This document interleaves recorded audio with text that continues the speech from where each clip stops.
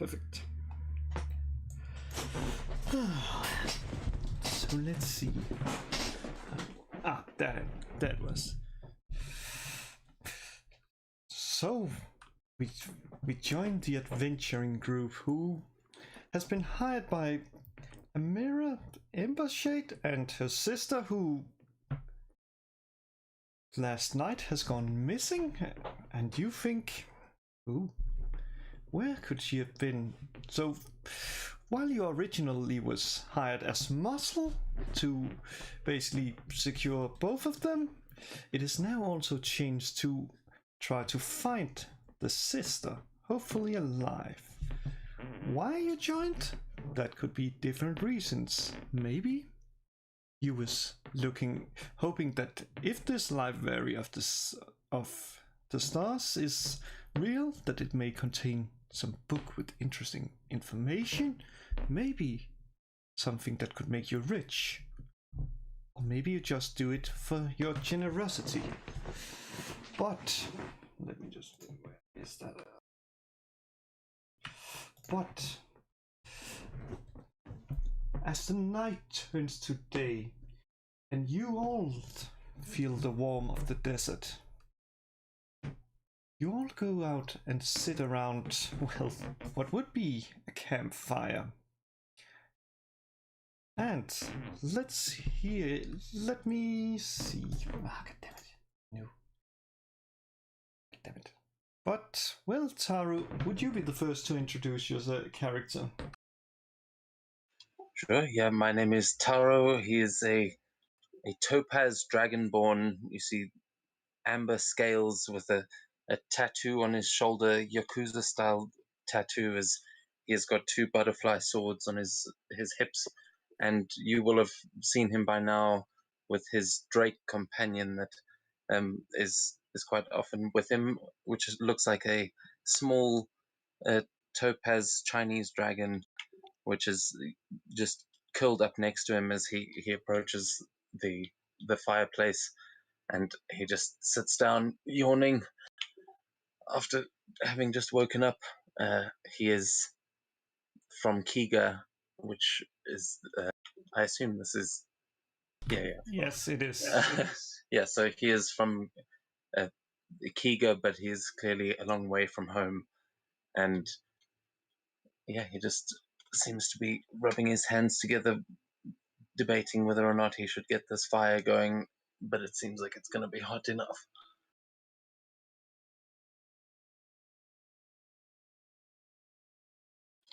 Who else is around the fire with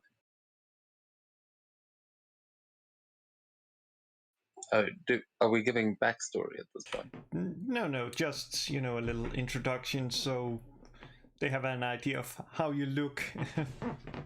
There's no reason for backstories, like Ilsa would have requested that in the thingy.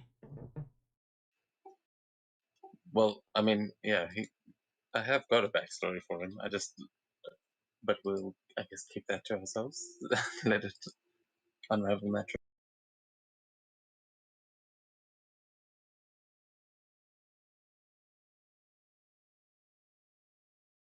So, others that want to introduce their character?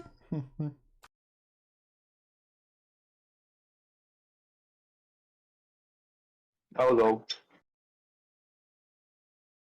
So my character is Cyril. He's a fire genasi. He's a private investigator by day and also by night.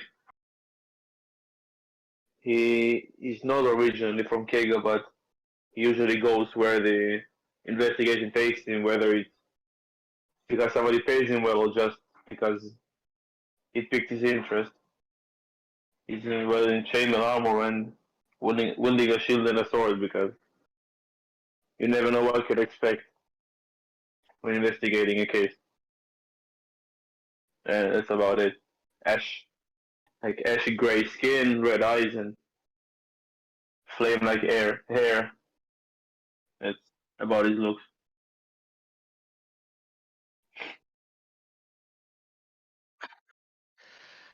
Who you see before you is Imes, Amethyst Dragonborn. His his scales are faint purplish, like amethyst gems. He's wearing yeah, just common robes, and often just has his backpack with him, with all kinds of stuff prepared in case it's necessary. And other than that, he's wielding a sword and a pair of interesting boots, I'd say.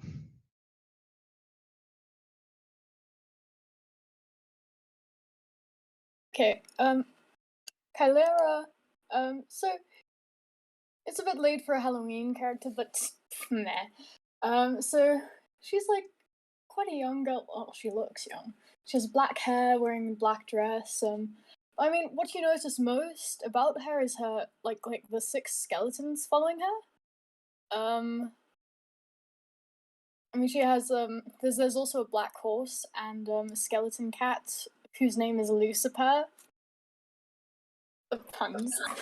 And yeah, very spooky.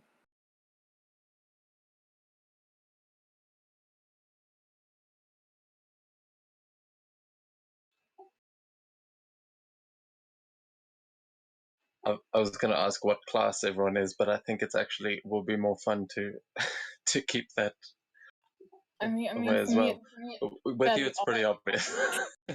It's, I mean, I can guess it for Taro, and yeah, for the rest, not sure. I mean, I'm a necromancer. yeah, only one that really still gets me is old Flame Hair over there. But your skeletons are looking well this morning. How's everyone doing? Oh boy, why thank you. Doing fine, even though it's warmer than I'm used to. But we'll manage, I guess. How are you finding the heat? Flamehead, do you even get bothered by the heat?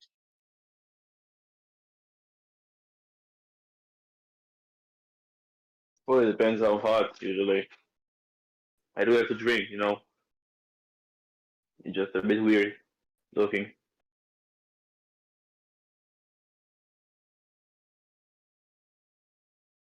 How long have these characters known each other, by the way? They would have known each other for, let me see, I think 14 days. Okay.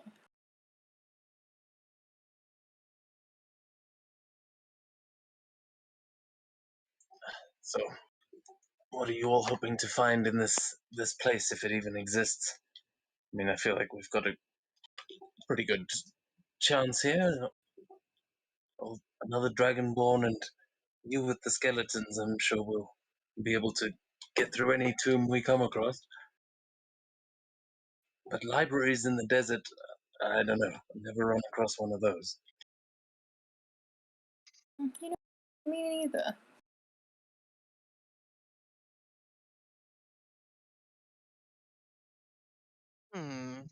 I guess any knowledge we can find in the library would be interesting.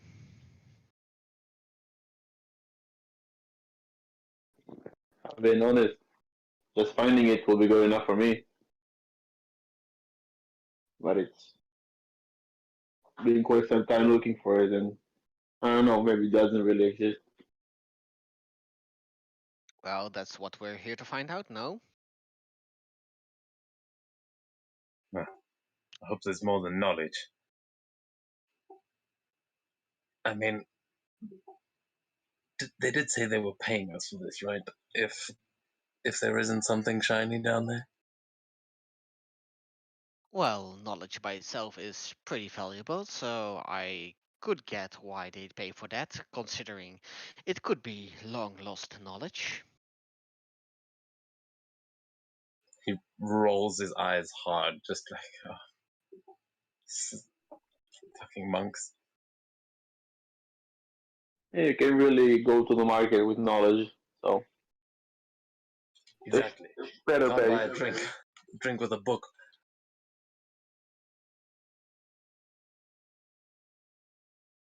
Guess I- you've I- never had I to quite write like book then. books. They're interesting. There's a lot of knowledge in them.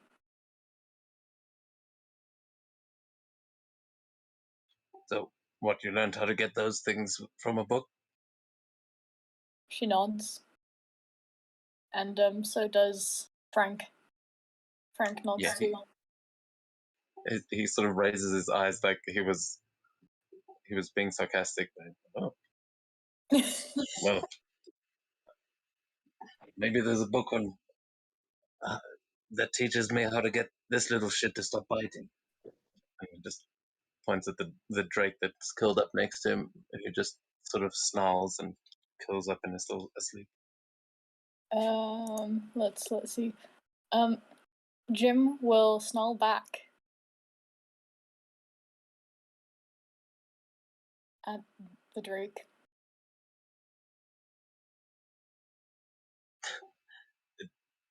Book teach him how to do that too?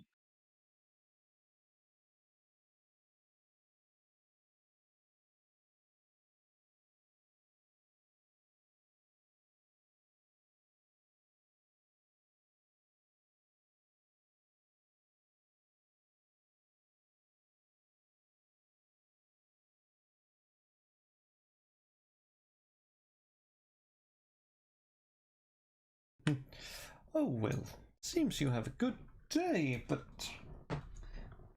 that day, well, better get going before the day is over. Okay, there we go. After all, we don't know how long it will take. Granted, if this, and she has like some notes that it looks like they're put together like a jigsaw puzzle, and it's correct. It shouldn't take more than a day at most, but maybe we should get going. And she is gonna go to one of the camels.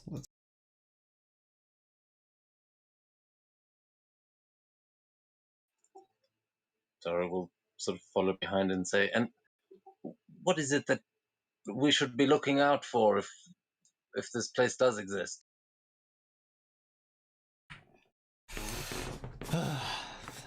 I don't know, actually. It's according to this, it just says mentioned something about it being carved out of sand, but I really don't know what that means. Yeah, really narrows things down, and he just gestures up to the desert around them.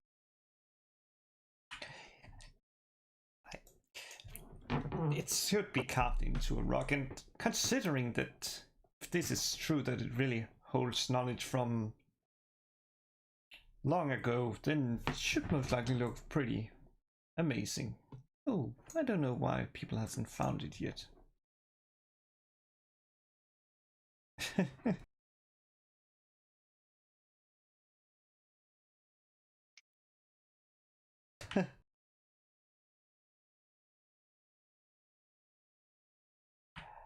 And okay, seems. Let's see. Yeah, Tara will try and mount one of the camels as well.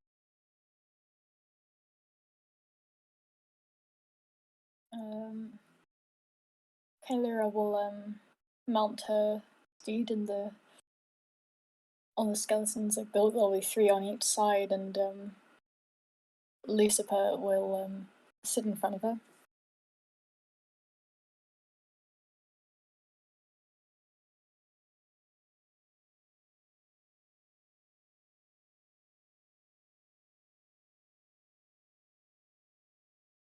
You know about the one next to me. Try at least. That should work. I don't know if this is gonna work. Let's see. So looks like it worked perfectly. Why is your cat yowling? What is it? Oh, the hell my is it cat's doing? saying. What language is my cat speaking in, by the way?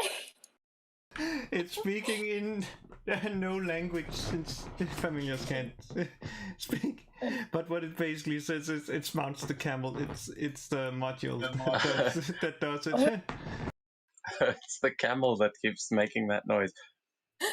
Jesus, the hell! I think these things speak abyssal. Where did you find these camels?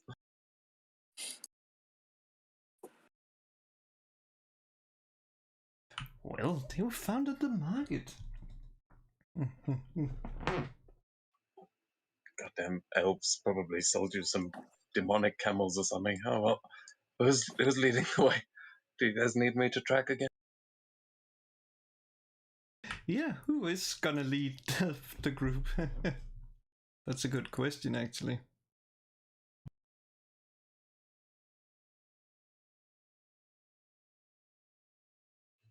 Just look at MS. Are you familiar around these places? I mean, I'm a fairly good tracker, but I mean, we're just following a map. I'm not familiar around these places, so I don't think it would be wise for me to lead. And you, Sizzle, you know this place at all? Or at least have we've got a map, right? Technically. Well, I mean, she has a location that would.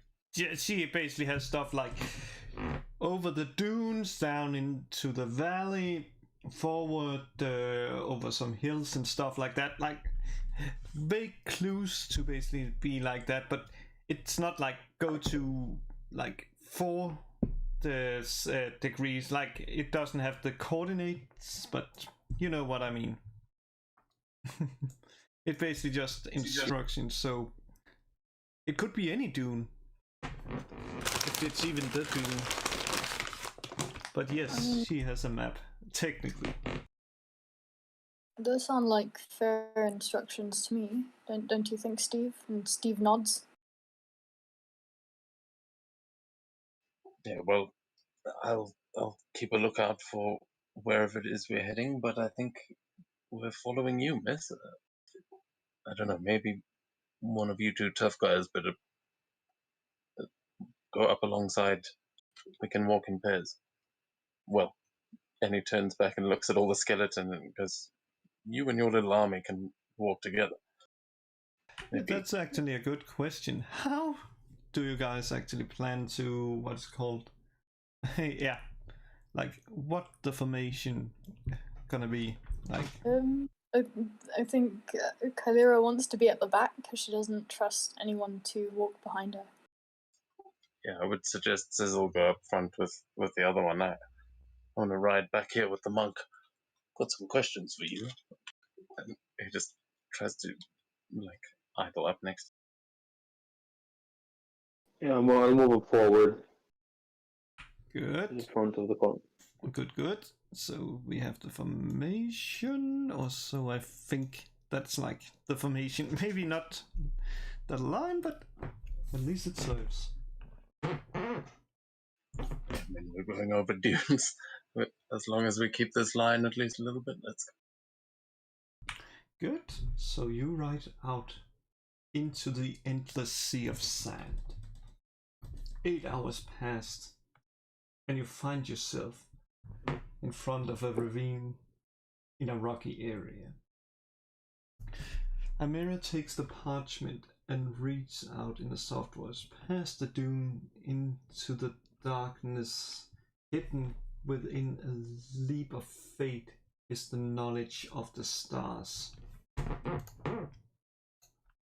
And can I make one of you do a survival check? Oh, yeah.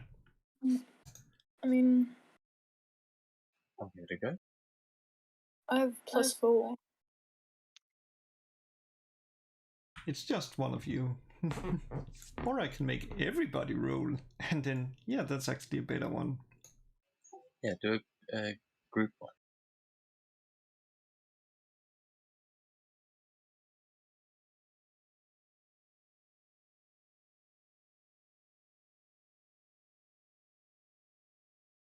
so we can all roll, right? Yeah. Damn it, why do I not have that button? Oh well.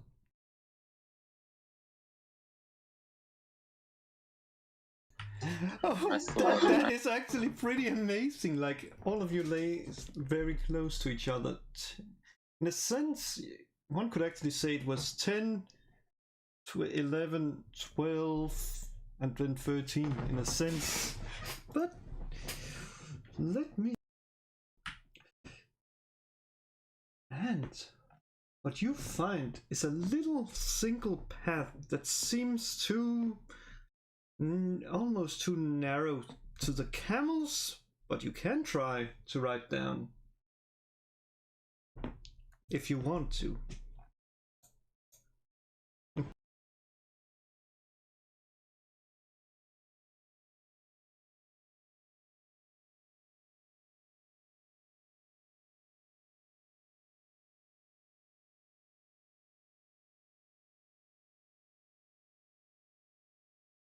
I guess we could just try it. I mean, we can go as far as the camel can take us before switching to foot.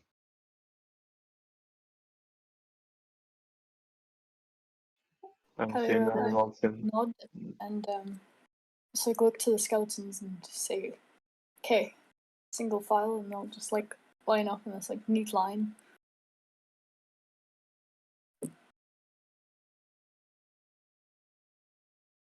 That's pretty good. Then let me just come here, camel. I need you. So let's see. Guess I'm gonna do to see. Okay, perfect. So all of the camels, with a little help from the skeletons, managed to get down without falling off the edge. Even though one almost fell off the edge because there was like some of it, the sand gave away. But luckily there was a skeleton to help it up. And as you reach the bottom, you now stand in front of a magnificent entrance. And the mirror is like, this gotta be it. It gotta be the Library of the Stars. Are you ready to become famous? We found it. Hopefully my sister's in there. Well, know what I'd make the present then. I think the skeleton's already famous, but I'm sure he'd like to come along. And Mr. Skeleton nods.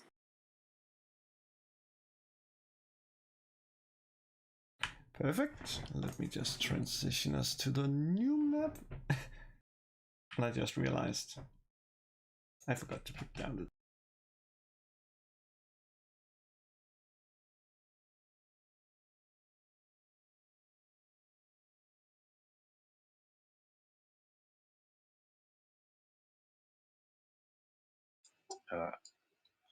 Have you not put our tokens down? No, it's funny, like, I thought about so many things, but tokens, for some reason, no. It's actually better. Sometimes when you put the tokens on before for players, then it gets all confused when you actually join. Yeah, what usually seems to be a workaround on my end is first preload the scene and then go to the actual scene. Somehow that seems to prevent it.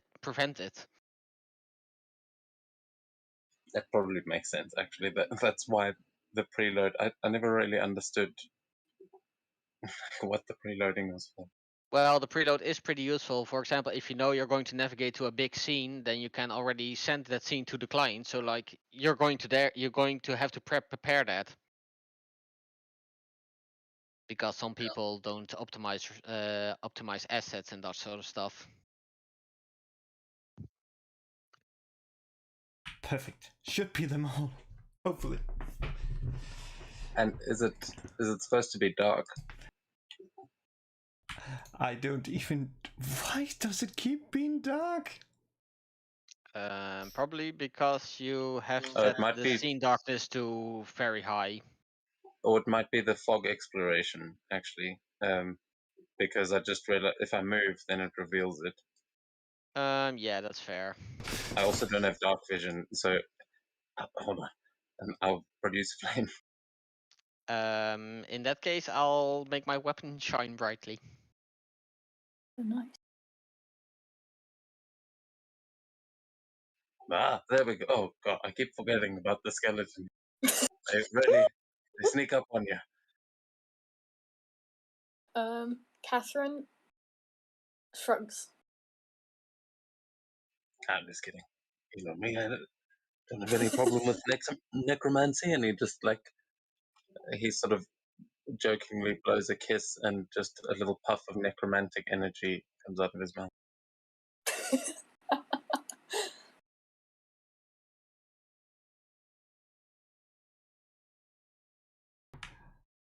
Oh, well.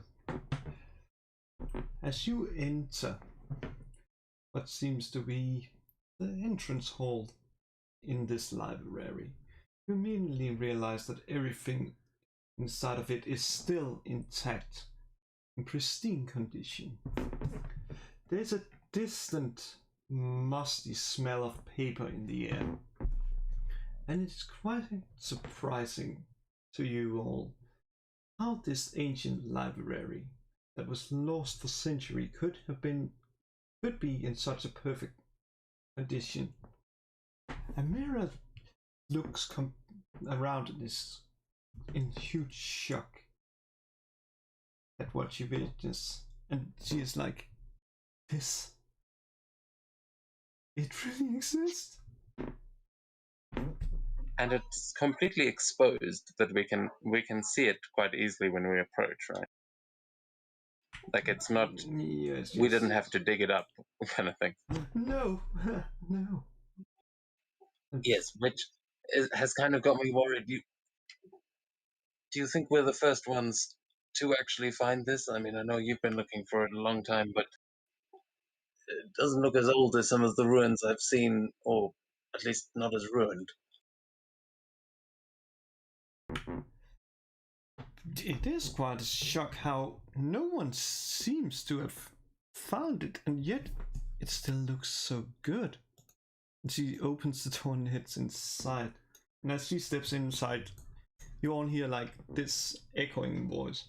"Welcome to the Library of Stars. You are now in the Atrium of Stars."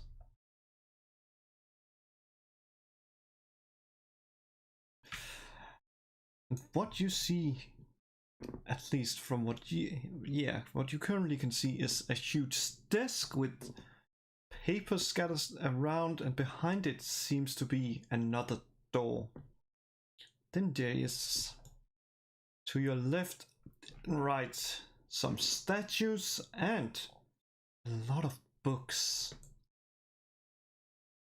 But what they contain is a good question. Is it? Though, Is it over what? there? Let me just. If you can see where the token goes, it's over. That's the right. I've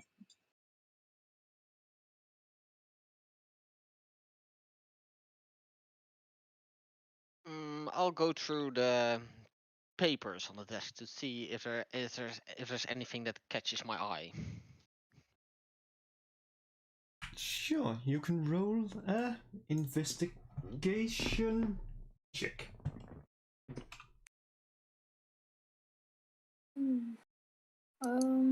I think she'll go to the books.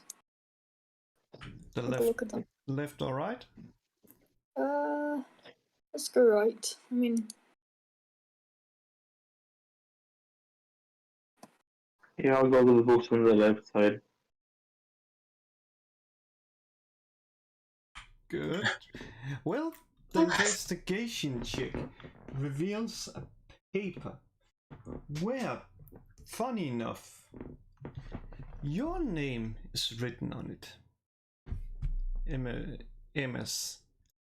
So is Amira's, Taru's, Kaelira's, and Cecil's. There's Obviously, there's Um, other names. There's also the sister that you seek.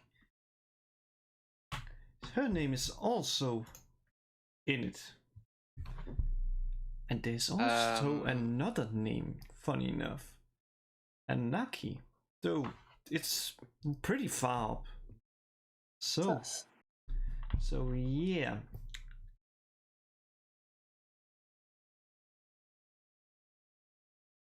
Whoa, you guys guys, gotta come check this out. Sorry. Okay. I shout to the rest, guys, I found a piece of paper and for some reason it has all of our names on it. Wait, are the skeletons' names on there too, or are they excluded? Are they? Yes. They are also there. They are like in an under section under, what is it called? Kelrias, and there's also the little Lucifer. Lucifer. Yes, the skeleton names are also on there, and same for the Drake. So now I can reveal all my pun names for you. So we have Mr. Skellington. There's Catherine, but she just goes by Cat, so she's just, and then it's Cat A. Coombe, you know. We have Frank Enstein, Jim Reaper, Steve Scully, and D. Seized.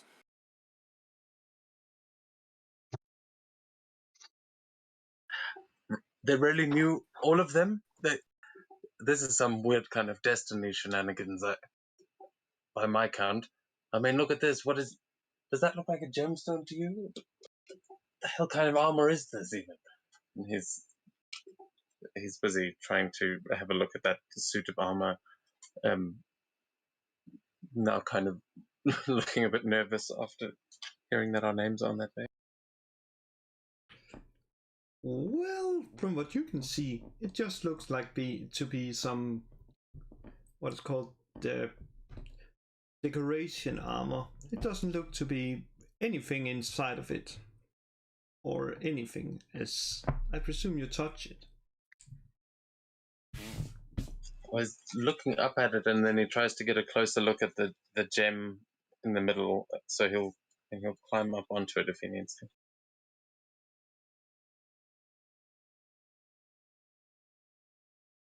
That's the investigation, or?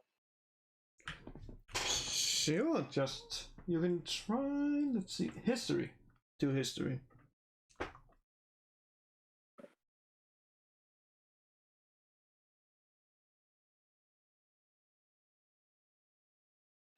History, sorry.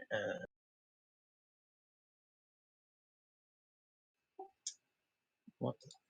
Sorry, menus.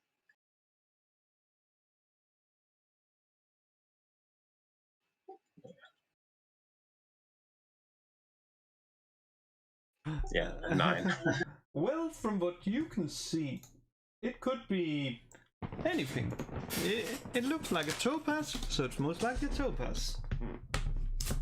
Yeah, this place is definitely a prediction. See if there's another one with an amethyst in it or something. And he's just trying to like poke at the top of the helm, but doesn't seem too concerned now. I see what's the gem on the armor next to me. Well, from what there is one though. This one is purple.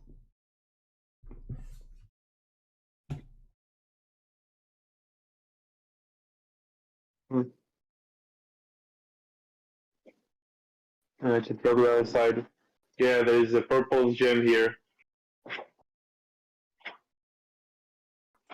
Hey, Imez, you're not of noble descent or something, are you? Not that I'm aware of. Why would I be? Well, I don't know. People only plan these kinds of prophetic pranks and things on kings and gods and the like, in my experience. And it says a purple one in there, and there's a yellowy one over there. I mean, these people at least know a little bit about us. What is that book, one of yours? And he points to the book next to the door, and just looks back over at the necromancer.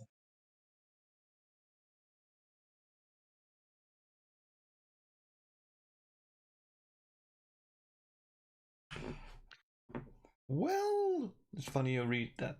There's stuff like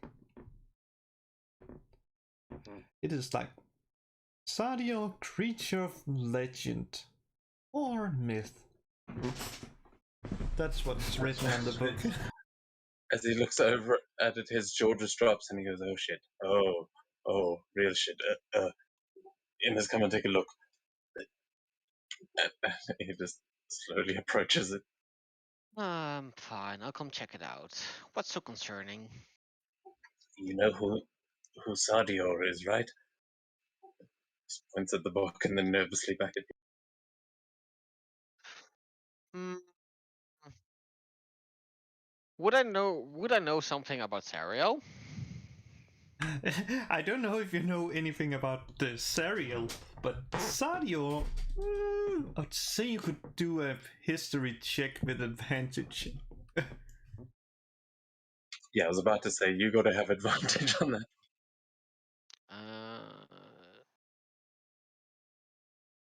I get you just heard other gym dragons mention it, but you apparently haven't been like paying a lot of attention, so they've just been like talking about like great Sadio, or kind of like they would talk about a god or someone of great respect, but more than that, you don't really know.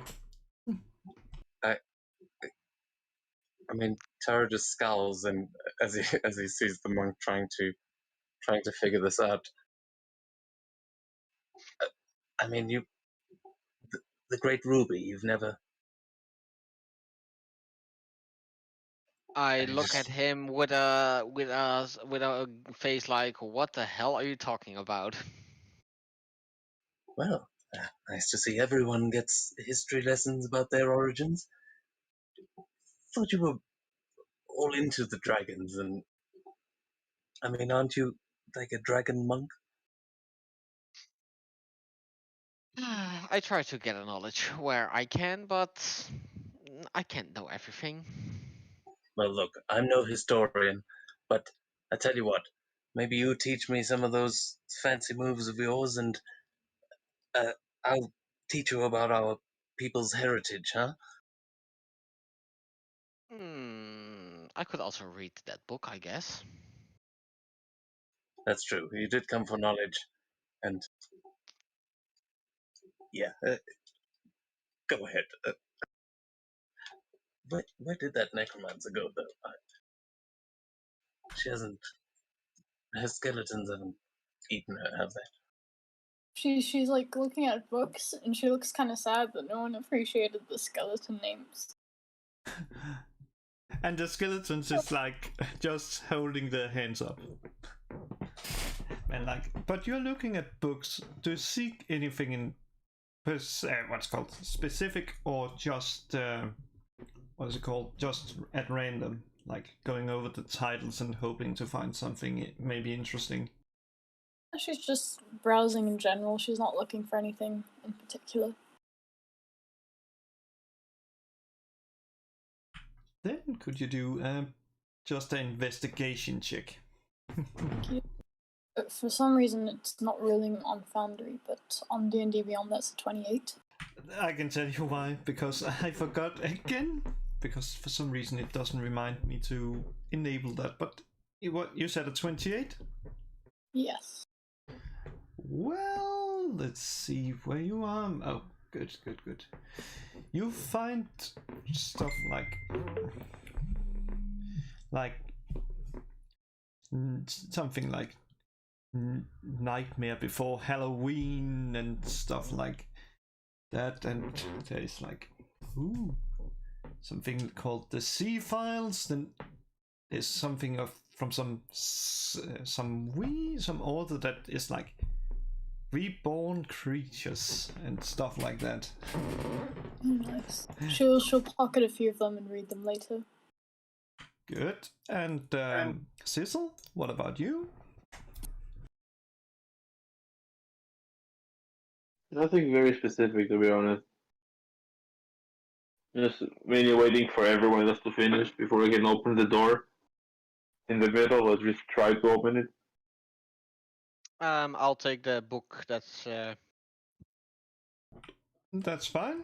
Just remember that since yeah. How exactly is it called? Because then I'll add it to the inventory. It's just called it's called Sadio, Creature of Myth.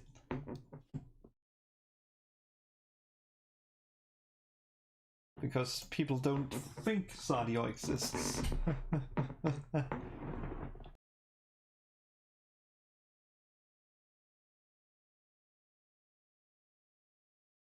Yeah, this is. I mean, I know I'm sort of using meta knowledge there, but for Taro, due to his family, he was definitely taught the legends of Sadio, and that what's it called, the epitome of the first world or whatever would have been like drilled into him as a kid. He would know that off by heart, and that's funny why I you rebelled. mentioned that. It's funny you mentioned that because Amira just walks over to this scroll and is like folding it out and is like, Isnil. Anyone heard about that? It's the first world. Weird. What is that? The old song? I'll go over and have a look. It is exactly the old song where it's like just written there. Let me see. Oh yes, pure. She can read Draconic, so yeah. It is basically written in a very, very, very old Draconic, so for her it's like extremely hard to read. She only gets like stuff. Can I approach her and use my help to cast comprehend languages and see if I can read it? If you want, I am able to read any written text.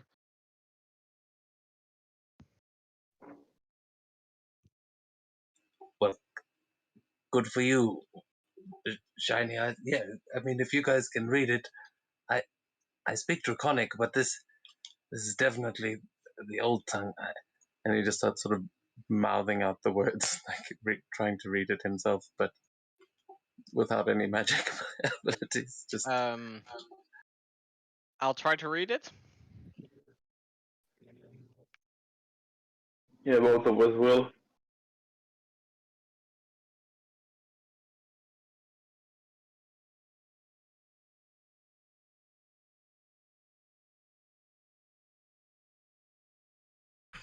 Yep, you start reading it. It takes a little longer for Fizzle to read it, since, yeah, that is one of the caveats of the spell. So for Imis, it's a really interesting one, and what's written is... It is a pretty long poem, so I've just posted it there. Trying to find it. Oh, it's in the first world. It's the first entry. That's why I know it's elegy. Oh. Edgy or whatever it's called. This is, I have to just say, out of character, this is very cool that you put this in here, because this is part of the mythology of the world. Yeah. You would find it even cooler when stuff is revealed. But, well, you basically hear that. And the most interesting part is the part, I think, at least for you, would be the part where it mentions that Sadio scattered and all his shard became the Gem Dragonborn. Oh yeah. Ah yeah. Oh, I love this also that it writes it in Draconic for people that can't read it. Yeah, I just figured that it's got to look cool. That's what the page looks like. Oh yeah. You could also do this because of this nice add-on. I just remembered.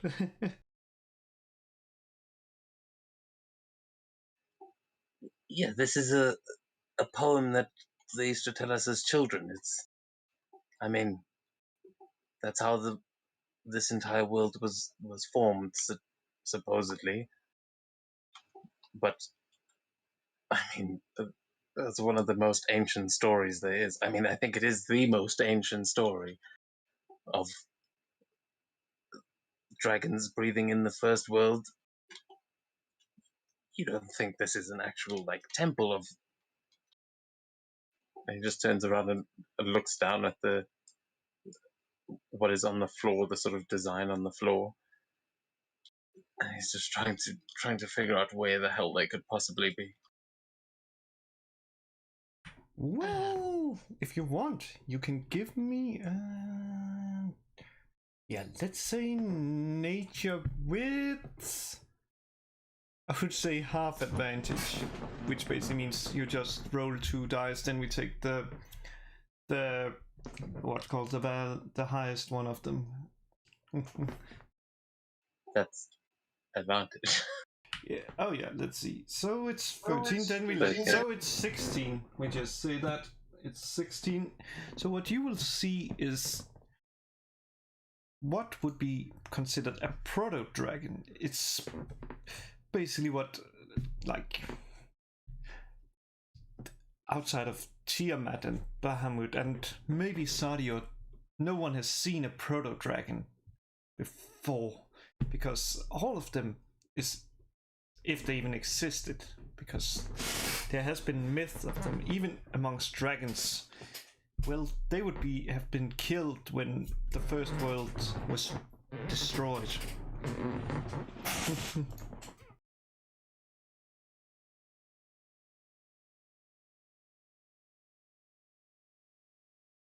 Well, I mean,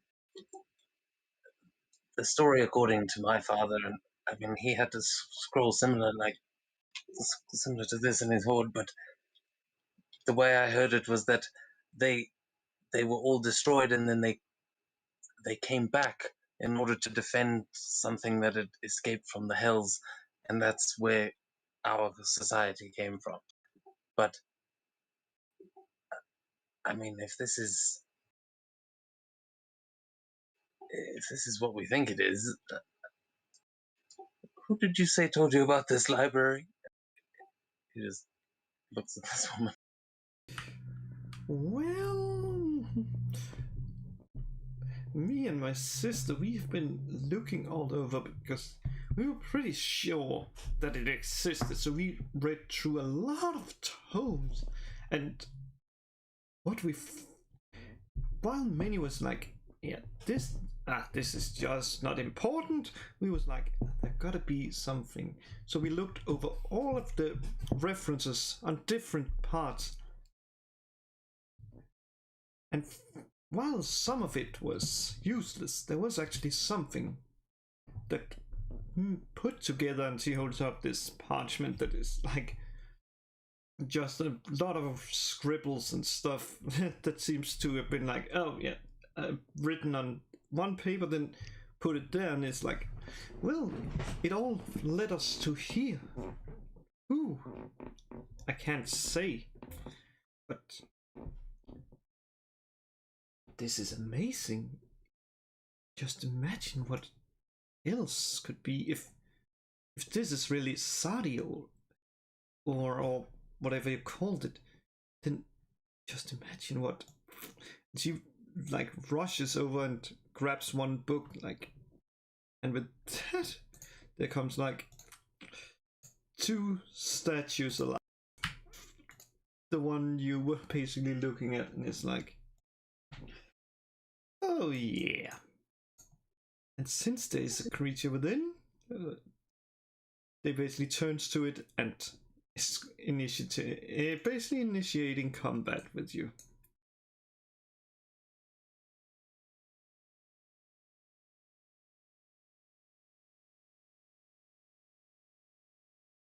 So you can all roll for initiative.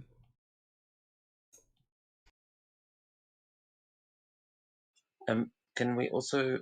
Could you give one of us control over Kate's tokens, because she's not actually, she's in the chat but not on the map. Yeah, let me just give you the controls in a second.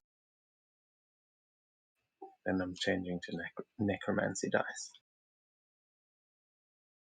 Yeah, you should have control of that, at least that. Let me just give you also control over the skeletons. Let's see. He is owner, and Dev should also be. You should now have control over them all. Okay, cool. I do. Thank you. And Thank I you. assume you can see them on the map, so just let me know where and when you want me to move them, and I'll do that. I think they'd all join you at the where everyone else is. Well, yeah, one of the statues right next to the books that you're looking at is one of the ones that came alive, so I mean, they'll move on their turn. We're in initiative.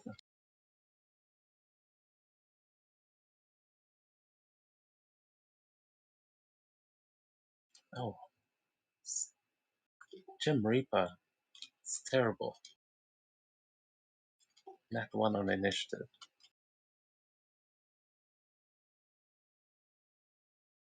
Do the skeletons not go on my initiative?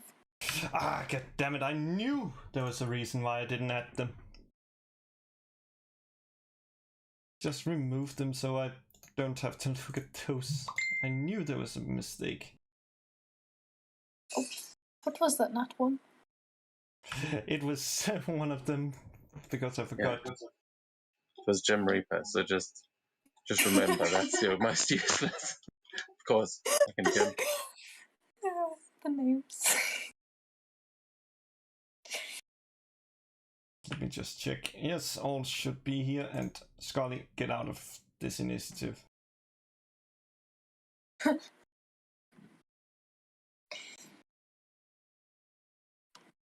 And I think that should be all. Yes. Let's start the combat. And funny enough, she's on. What? She's on the initiative twice there. Which was the actual roll? I think the 19 was actual roll. The 19 was the last one that was rolled. Yeah, at the bottom. Okay. So. Yeah, I think. Damn it! Am I first? So we're attacking this person here. Well, not person, but statue. This one, yeah. Yeah, it's basically just sprung alive. Okay. Well, I think all the skeletons will do their thing. I can't move them during combat. I've just realized. Can you change the combat movement? Oh, you mean free move? Yeah, just for her turn. Yep.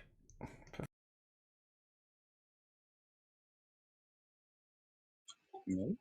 Yeah, that's bullshit. I target because I'm not on the map, but it says I must target before rolling, so I'm just gonna roll from D&D Beyond, and I'll just have to remember that they get an extra +3. Oh, well, I can target, but I can't control them on. It seems to just whatever this combat tracker is. It looks very cool, but it seems to lock you to the current player. Ah. This combat tracker does look fucking sick, though, I must say. Is this the normal one? It's the normal one. It's most likely just updated. Okay, Must be the UI. The last skeleton. There we go. All right, Skellington and Frankenstein got crits. Oh, nice.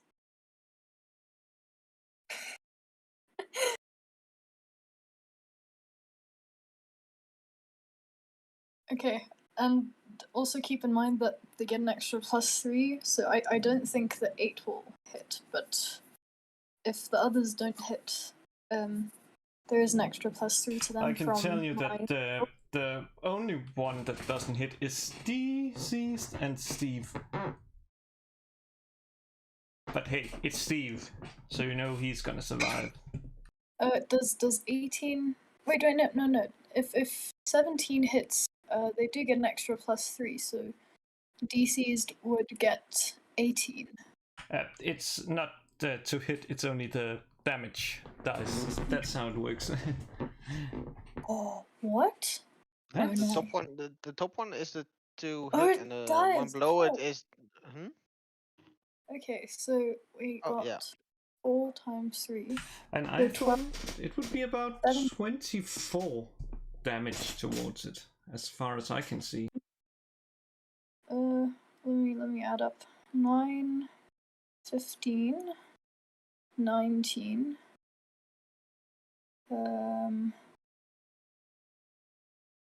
24, and it also doesn't add that extra 3 damage, so that's actually 36. We add the +3 to damage from them. Really? Yeah. Pretty cool.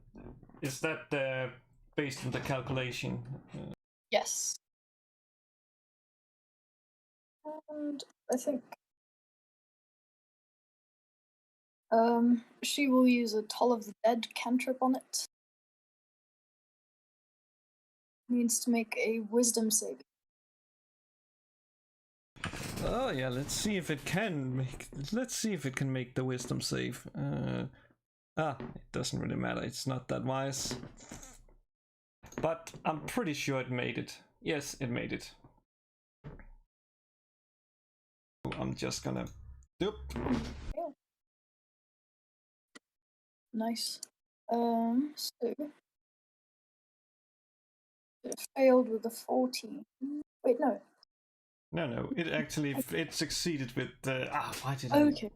It succeeded with the 18 because it's 16 the Okay. save.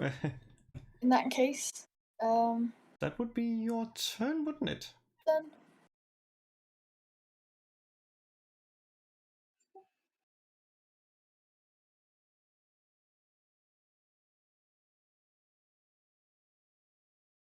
That brings us to Taru. And you can see that those skeletons has just been basically beating it. It is like if you've seen JoJo's Bizarre Adventure where they just stands there and just 3 guys just beating on it. It's kind of like that, looking at it. Yeah, I know the meme. So was there somewhere you wanted to move as well before we go to my turn? I didn't move your token at all. yeah, a good idea. She might move slightly towards the party, just so that she's a bit further out of reach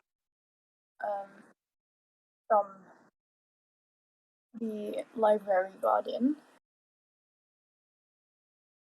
Perfect. Just in So, case, like, for some reason, he doesn't go for like the 6 skeletons around him and goes for the wizard. Yeah. Cool. Thank you. okay, well then he will just see the skeletons surrounding that one and look over at the other one. Look at the other 2 of you and just go, right, I'll help the wizard. You take the other one. And he's going to run down this way and draw his bow, and he will fire at this guardian with his helmet. So, you mean this one? The bad. Yeah, the one on the right. Good. Yes, that's fine.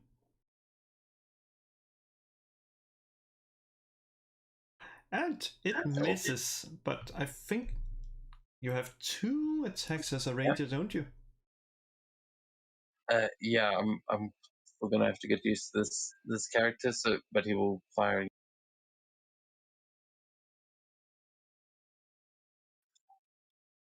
How am I missing this freaking statue? This is goddamn embarrassing. Screw this. It's because it looks at skeletons are you and afraid. it's like the statue is just standing there and is pointing at it, and then with its other hand it's like on the head, just like the forehead, just to mock you. I feel like it's because you're trying not to hit the skeletons. Yeah, that's true. Then skeletons are in the way, and I'll run and jump up onto the table to try and get a bit of vantage point. But that is where I will, I think, You don't want to use your Drake to anything? Oh yeah, I can command the Drake with a bonus action. I forgot about that. Okay. Oh shit, I can't move it again though. So I think Try maybe again. just keep it on free movement and guys don't move on. So yeah, I'm going to command it. I'll just say, I keep missing. Go boy. And he will start flying in that direction. I don't know how far you just moved in there. About 15 feet. So it should Okay, have so- about 25 feet left. Okay, then he'll only be able to get to there, but he's rushing in towards K? Is it? How do I say that? Kalira and Kylera, yeah. yeah, just all of your characters are K, Kai, K, like, and that'll be my turn.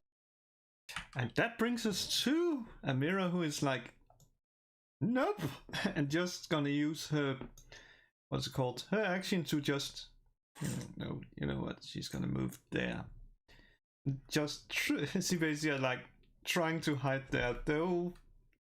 Shouldn't she use her action to, what's it called? Dash? She can't do that, and that brings us to MS. Okay, I use my bonus action for Step of the Wind. Let me take it from my sheet so it consumes the key point. Why doesn't it open my sheet like it should? Ah, there it is. Step of the Wind.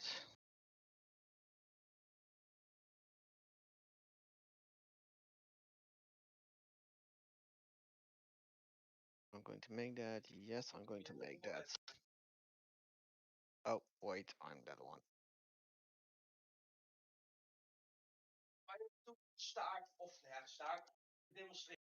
Doesn't want to move it for me.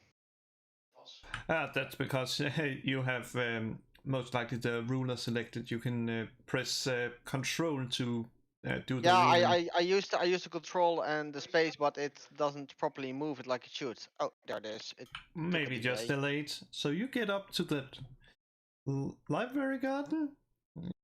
Yes, I do. Oh, there we go. And I'm going to use my not that one, that one. Draconic Strike. Normal. I'm not sure if my Draconic Strike is set up correctly, but I'm Let's see. Interesting. Why does the Draconic Strike does? That's weird. But it misses the library guardian, who just steps just beside you. So it's your hand just goes under one of its armpits. okay. I'll make another try. Oh, that one is even worse. I do have to say it's horribly delayed. Yeah, it's funny. I wonder if that's all the skeletons, because it worked perfectly. But it just looks at you and is like, Okay, yeah, I don't really have anything else to do this turn, so that was my turn. yeah, let's see that. That brings us to the library guard. Oh. Which, funny enough, yes, it has multi-attack.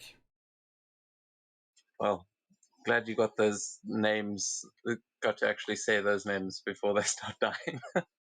It looks at deceased, it thinks, yes, it needs to decease, and it lifts its great axe and just tries to smack that creature. And it hits deceased for a good amount of damage. And it's like, oh, just having a really good day, and left it for another attack towards it, but misses it, and it's so mad it just starts stamping into the ground. Damn, Deacon fight. And then it goes to the other one, which, well, the only target in range for it is Amos. So it looks there and it lifts its axe and swings, but it just misses because there was some light that got reflected into your horn, so it just gets a little bit blinded and just misses you barely, but it won't give up. And yeah, I'm pretty sure that hits. That hits. So you take 6 slashing damage. Oh yeah, it automatically does it. It's just, holy shit, it's delayed. Yeah, I'm not sure why it's so delayed. Did you recently reboot the server? Because I usually have this issue when I didn't reboot the server for a long time. I rebooted it, I think, before the game. Or maybe I forgot that, but could be. But regardless, that brings us to, yeah, what's it called? Sissel.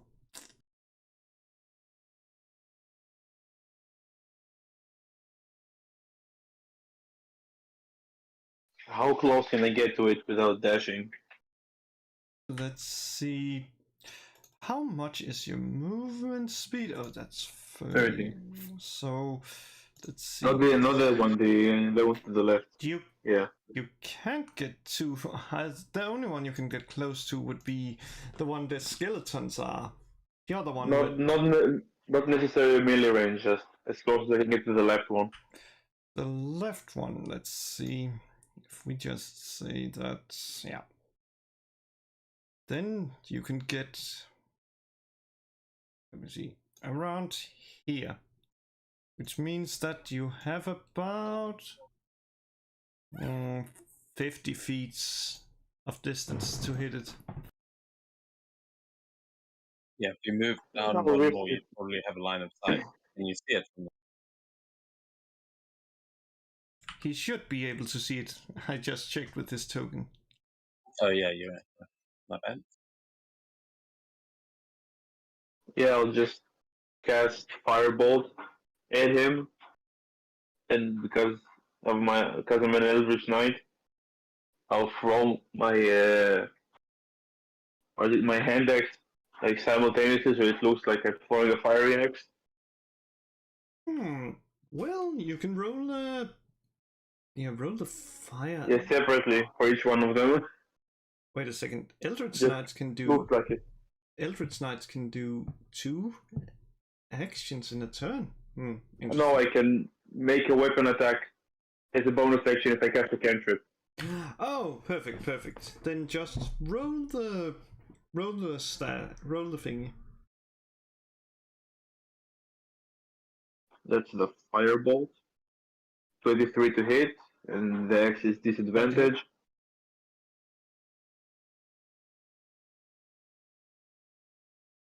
Let's see if I get it right.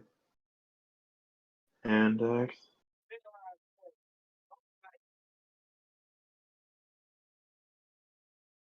18.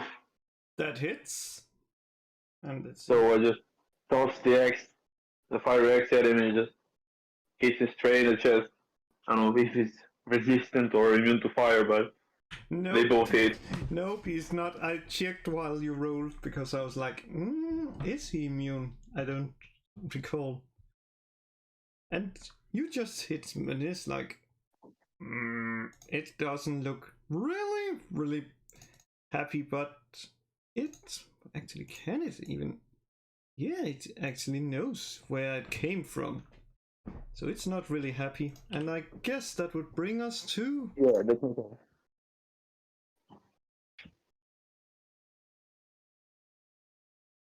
God damn it, into your turn.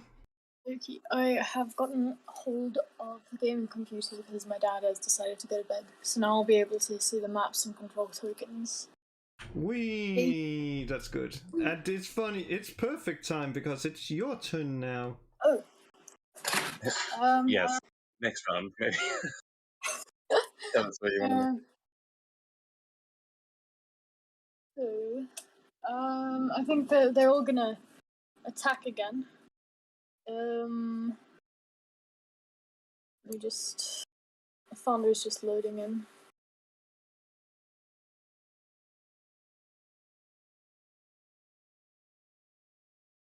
Give it a minute. So they would just...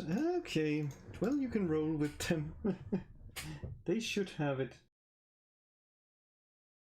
Okay. Should be able to roll some. Okay, there we go.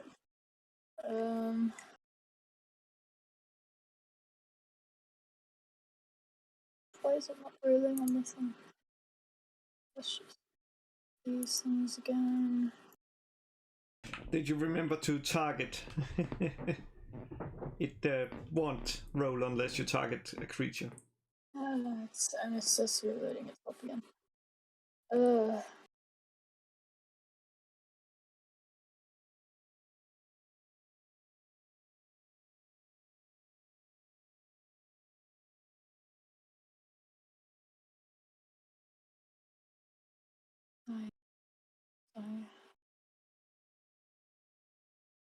Dev, do you think you can roll for the skeletons in the meantime while it's just loading in? I can't access them, but DM can. Okay, loaded in. Let me just roll from D&D Beyond. Let me see. There. God damn it! Why do you hide me? Holy crap! Holy What a crap! roll! I guess he damaged deceased man. Like, okay, skeleton hit, and let's see.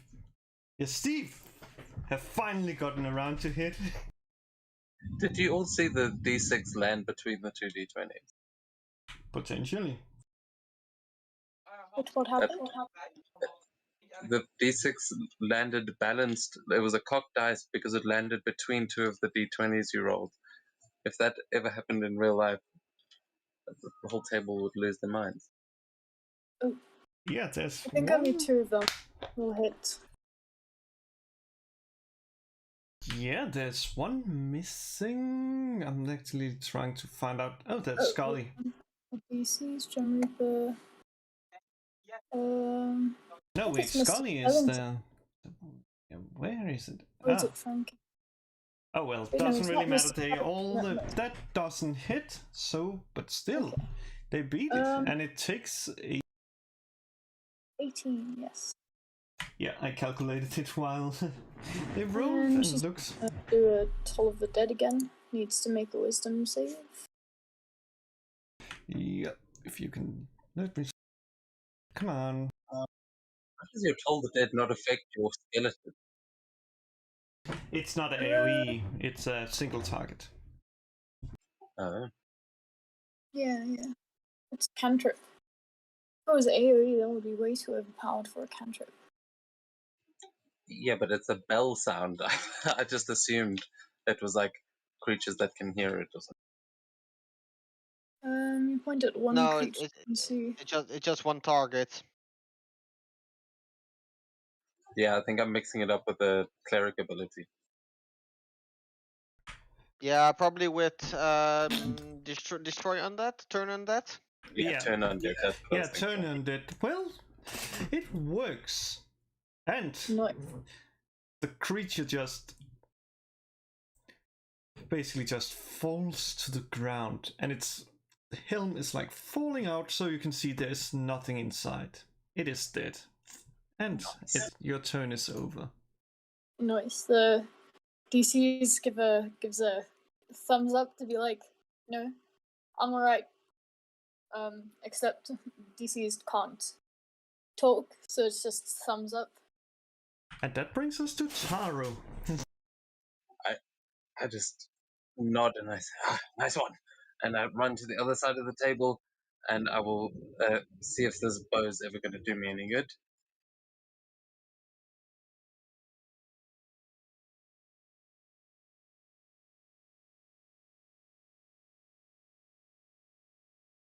That's better.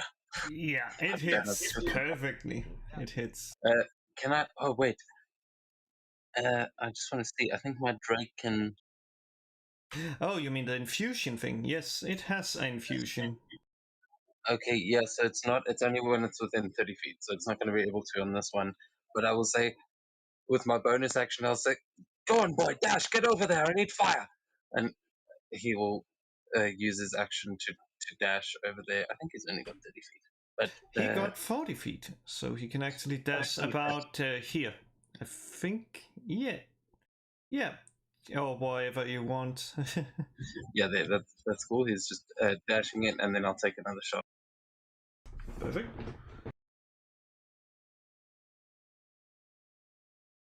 Let me just. You need to target it. It is targeted. I think that's just delayed. Ah, man, I really don't understand what's Yeah. delaying it. Well, it misses it. It has basically been wise to your tactic. And Yeah, it that just now knows lifts that I'm firing arrows lifts at its you. hand and just does the no. Oh, okay. I just remembered. All right, new character. Who this? Sorry. That'll be my turn. As he just goes, "Right, ramble arrows, fucking idiot," and then he'll just start reaching in his quiver, and that is end of his turn.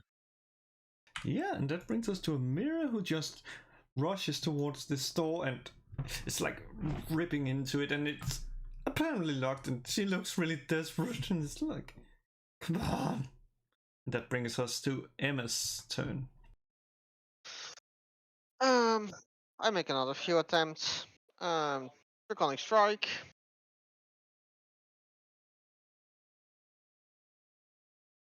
That Time to wait hits. for. Oh, that was quick. That was actually quick that it rolled the damage. And I'll go for the acid. Yeah, it's also the acid it took, else I would just have changed the damage on it. But it's perfect. Okay, I make another strike. I think that one misses because that was an 8.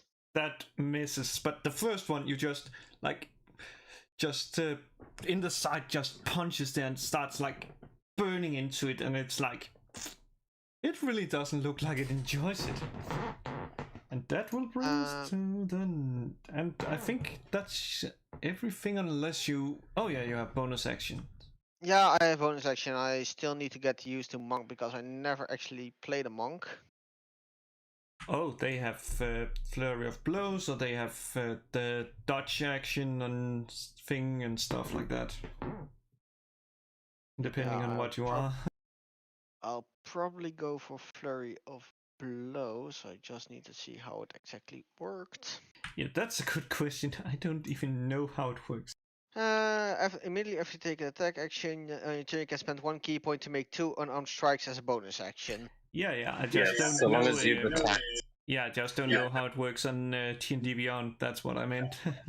You Okay. should be able to keep track of your key points, but it's 1 key point for any of those effects. Your Step of the Wind, you already used the one, and then for Flurry Yeah, of Blows, you use another. But you've got an unarmed, just one unarmed strike as a bonus action either way without any key points. Yeah, that's fair. But if you don't use something like that, I think you couldn't add your proficiency bonus because that would be a other attack. But yeah, I'll make then the 2 unarmed strikes, which should also be the draconic strikes because I can turn unarmed strikes into a draconic strike. Yes, Dragon Monk. This is cool. This is the first. I mean, obviously it's a new thing, but it's the first Dragon Monk I've seen. It misses. It just takes one of your hand and just does the slap out of like there, and it's like just hit me, comes with that hit me. I'll make the second one. No. Okay, what is that? And it's like it's just as it does that thing, you just hits its hands and it's like cracks down, and I presume you take the which one would it be? The acid. Yeah, the acid. So it's just you just melts them away, and it's like you're pretty sure that if it could say anything, it would be like my fingers, and it really doesn't look happy. I can totally get that. I mean, it's getting mauled with acid. Well, that was my turn. Yeah, and that brings us to the dead one, which I don't know why is still in. That shouldn't even be there. Oh well. It brings us to this one, who is really, really mad now. And it looks at you and is like, it has totally forgot about what Fizzle did, because you burnt one of its hands. So it, with its stumps, like, grabs its axe and, come on, and just tries to basically cut you in twain.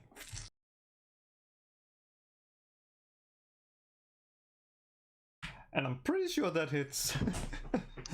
Yeah, that hits. Yeah, that hits. And yeah. And you basically are like, it just cuts down in your shoulder, and it's like, just as it looks at you, you get like the feeling that it's like, I'm gonna kill you for what you did to my fingers. And it just takes the axe and tries to basically cut into you. And it managed to cut into you. Like, so yeah, and it's like really, really happy. It has like, while it can't smile, if it could smile, it would most likely be like gleaming, like, and that brings us to Fizzle. Oh, Sizzle, yeah. Yeah, he's still not within range. So You would most likely move, right? no. I actually want to move. I have no need for that. I think. Let's see.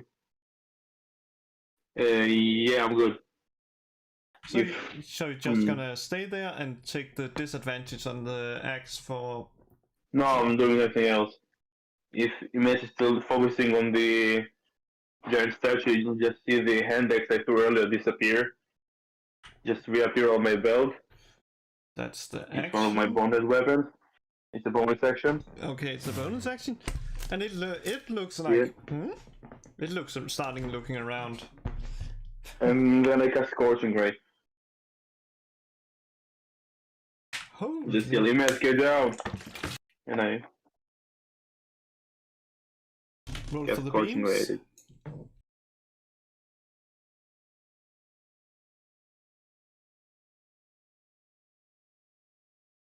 Yeah, it should roll 2 more times. Yeah. It's 3 rays. Yeah, Not just sure how exactly to do it. you just roll it, but I think if you don't want to use a spell slot, remember that.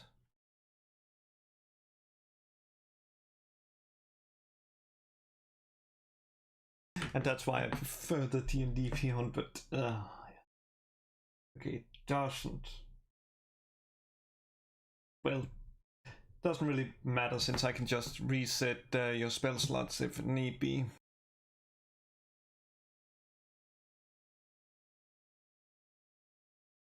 Okay, I'll just roll manually. I don't remember all the commands. Yeah, that's why I usually use the, what is it called, the D&D Beyond. Let's see. I think No, all of them will miss. yeah, The last one hits.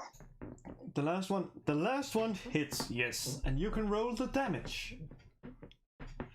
Because it's like, it looks around 8. and it's like, it's just, the first one is just, basically looks and it just misses it at the side. Then it looks to the other side and misses, and then as it turns back, you just hit it square in the face. And it's like, yeah, it's not happy now.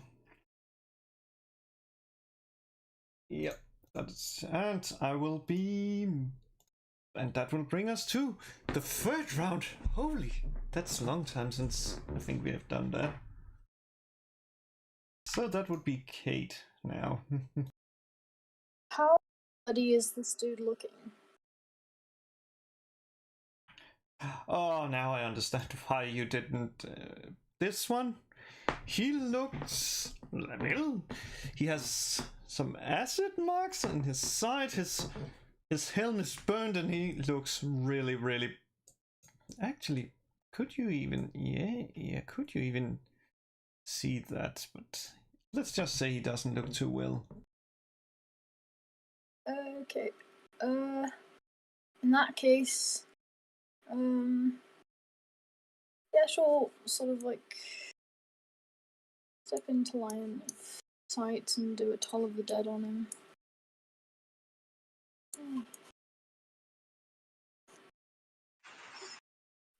I guess. What's the range? What's the range on Toll of the Dead? Toll of the Dead is a good question. How? Yeah, think 60 60 feet. there is double that to him. If you Okay. get to where I am, I think I'm about 60 feet from him. Oh. In that case, I think she'll just leave it to the others. It's like, good luck.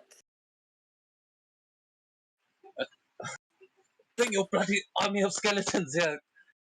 Monk's about to get himself cut in half. It's almost dead. Is it now that I Yeah. mention its legendary actions to basically get 3 times its HP and do like 10d12 for everything in this radius? Careful, I can feel the universe threatening us. But I'll try and kill it.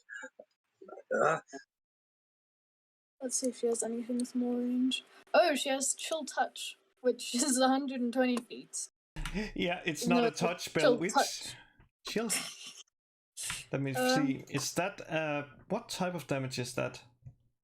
Necrotic. Necrotic. Okay, good. I just made sure before, else there was no reason to roll. Let's do that. It's the most confusingly named spell in D&D. Not a Right. touch spell, doesn't do cold It damage. doesn't hit. Oh. And it basically just is like seeing the cold hand coming, and it's like just with its fingers just smacks it into one of the bookshelves. Aw. Bad. And that, and I think, would that be everything? Yeah, the skeleton's gonna stay over there. Good, that brings us to Taru. Alright, well, screw this, these arrows aren't working. I'll show you how this is done. And he'll put his bow on his back and then just drop down into a running stance, and then I'm going to wait, let me just consider how badly damaged does it look? Pretty. It looks Yeah, pretty banged yeah, up. Okay, then I'm going to use a Step of the Wind to dash as a bonus action. Which should bring you long enough it should bring you directly up to it. I get directly behind it because I got 40 feet of movement, so I get directly behind it with movement to spare, and as I'm rushing past, I draw my swords, and I'm going to take an attack as I just try and slice through one of the legs. So, and I'm flanking there. You hit. I can already see the damage. It's basically like it goes down on one. It's like just amazingly it's managed to stand on its legs because you cut the leg that was basically on the acid side. It looks really amazing that it can stand there, and it even managed to turn to you. And then last strike. 19. I hit there with that last. I just sliced down towards its neck. Yeah, and just as basically a last to basically hit you, it's like just falling forward and would have hit you if it wasn't because the helm just falls over and just lands like just behind you. And that brings us out of combat. Well fought. You're right there, Imnis. That thing buried its axe right into your neck. I should be fine. I'll take some of the salve I brought. Oh, you sure? Or just let me know if you need any healing. I can warm up my hands, but you got some fancy paste? Yeah, I got some fancy paste, and I apply some of the Restorative Ointment on myself. Sure, you can roll the healing of it, and remember to take the charge, and don't worry about rolling for how many charges, you just get maximum charges. Oh, doesn't roll automatically. Okay. 2d8 plus 2.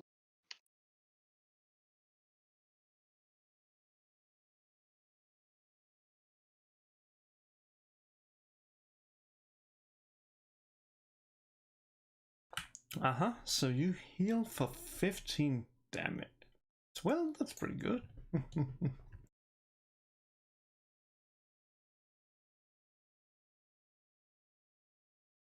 And I'm going to see if I find anything interesting about the thing I just fought.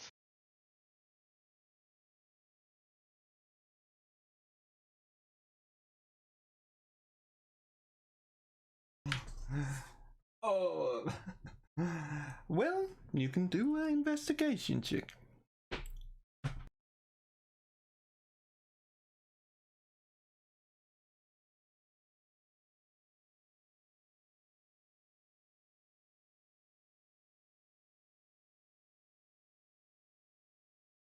Well, what you find is that in the armor is an amethyst gem.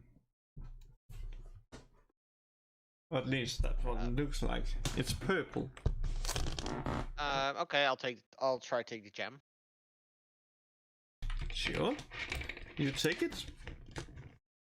And you now have an amethyst gem. Meanwhile, what is the rest of the group doing? Yeah, I said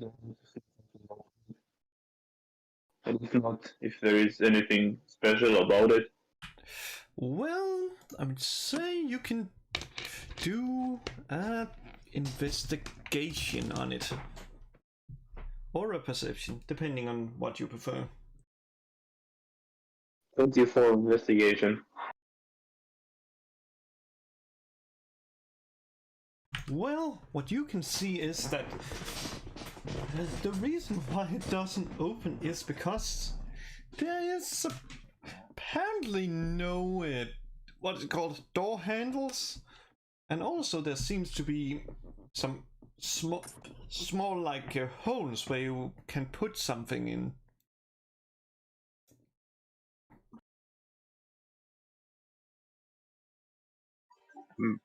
Busy scolding my Drake, but I've sort of out of the corner of my eye, with a passive perception of 20, I'm watching you retrieve the gem. As you walk past him, I'll go, "Hey, did you get it? Is it?" And he just sort of nervously asks. Can I see?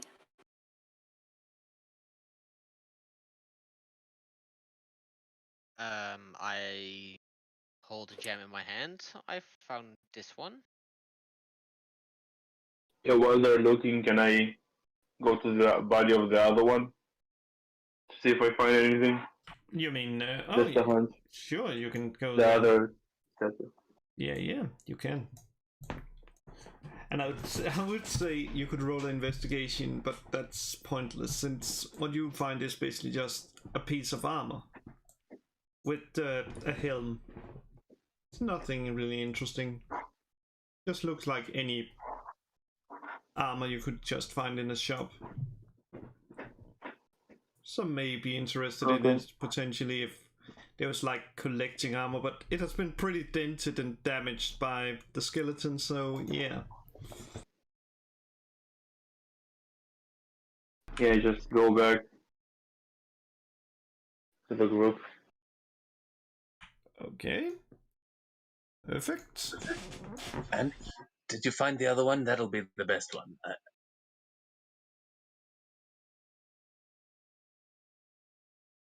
There is nothing there, just the armor. What? Wait, I didn't steal it, did I?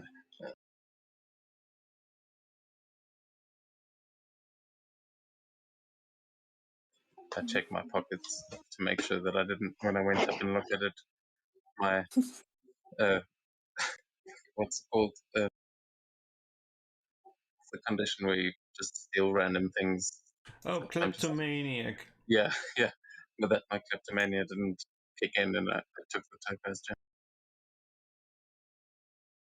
Well, I would say you could roll a investigation with a sleight of hand with the advantage.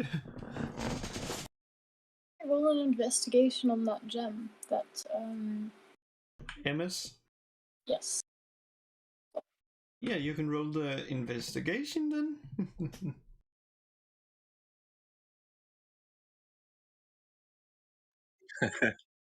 26. And Taro, he realizes that he stole it, and he basically put it like, yeah, I don't even know where he put it, but somewhere he placed it, and he finds it. He has stolen the topaz gem without realizing it. I got big pockets that are generally being filled with gems and random coins. I go, oh, Well, my bad. That happens sometimes. I think I have it. yeah. Well, what's called Kaelira finds out is that these is it is topaz and it is amethyst gems, and they don't seem to be magical. At least there's nothing like to the touch or something. They just seem to be normal. What's it called? Gems. Okay. Sure. I'll lay that. You could sell those for quite a bit of gold. Or maybe they fit in here, and I'd like to go and check out the holes in the door, see if they are gem shaped.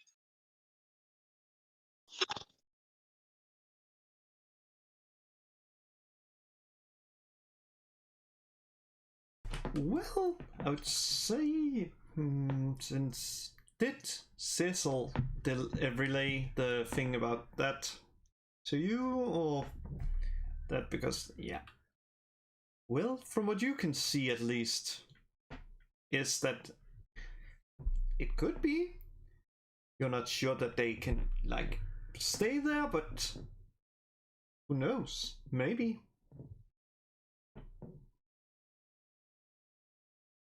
Yeah, sorry, I sort of jumped the gun on that one a little bit. Did Sizzle relate that to us? Not really. I was just about to ask from Amos wanted to give me the stone he has, see if it fits.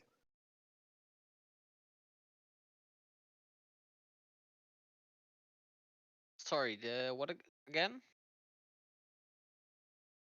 Cecil was asking you if you can give him the gem you have. He wants to try something. Sure. I'll hand you the gem and I'll walk with you to see what you're going to try with it. Yeah, I'll try to fit it. Like if there are two holes, then on the left one, because it was next to the gem came from the left statue.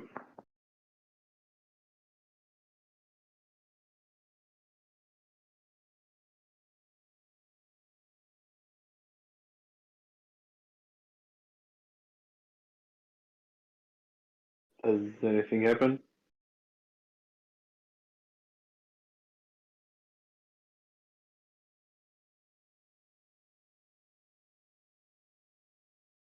So let me just get it time. You try to go and what was it you said? I spaced out for a moment. Placing the stone, the gem in the left hole that Amos gave me. The left hole. Well, it fits there, though. It doesn't seem. It seems if you let go, it would fall to the ground. Then I just hold it there and ask, "What was your name? Like, Devin was your name again?" Who? I think he means Taro. Yeah, Taro. Yeah, Taro. I asked him to place the gem he has on the other one. Oh yeah, he'll give you the gem to try that one as well. Whoops. The camera. Oh, sorry. Hey. You, Mr. Amethyst, don't move me around with gravity. That's not cool. Here's the topaz. Yeah, just take it from his end and place it in the other hole, hoping something will happen. You hear a click sound and the gems is sliding in, and you now have two apparently very expensive but hopefully functional what you call it, door openers, door handles. So yeah, you should be able to open the door now. Both of the doors with both of my hands.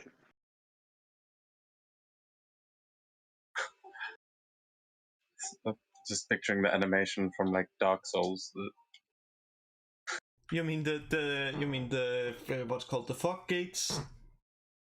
Yeah, like the new Elden Ring trailer that like slowly pushing the doors open just to reveal this new section. Yeah. Ooh. That's a strange thing to find in a library.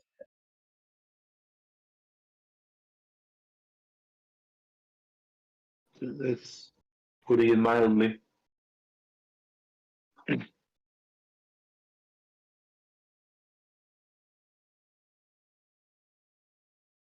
Yeah, start walking in.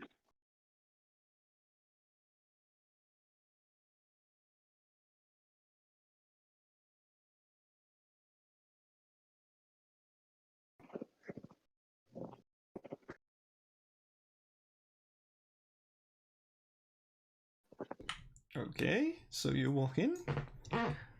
Well, you all find yourself in a much warmer oasis-like room. You can feel the beach of sand on your feet, and the smell in there is suddenly much more pleasant. On the other side, you see another door, but there's also water and a bridge. So what do you do?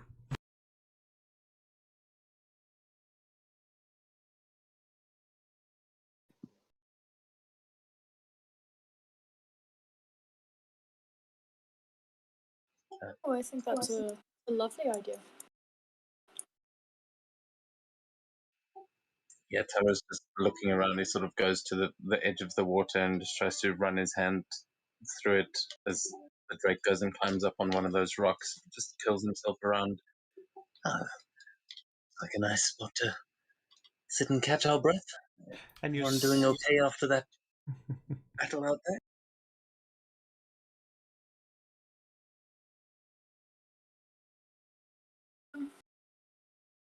Kylera will nod, but say, yeah, but I think 4D here took a bit of a hit.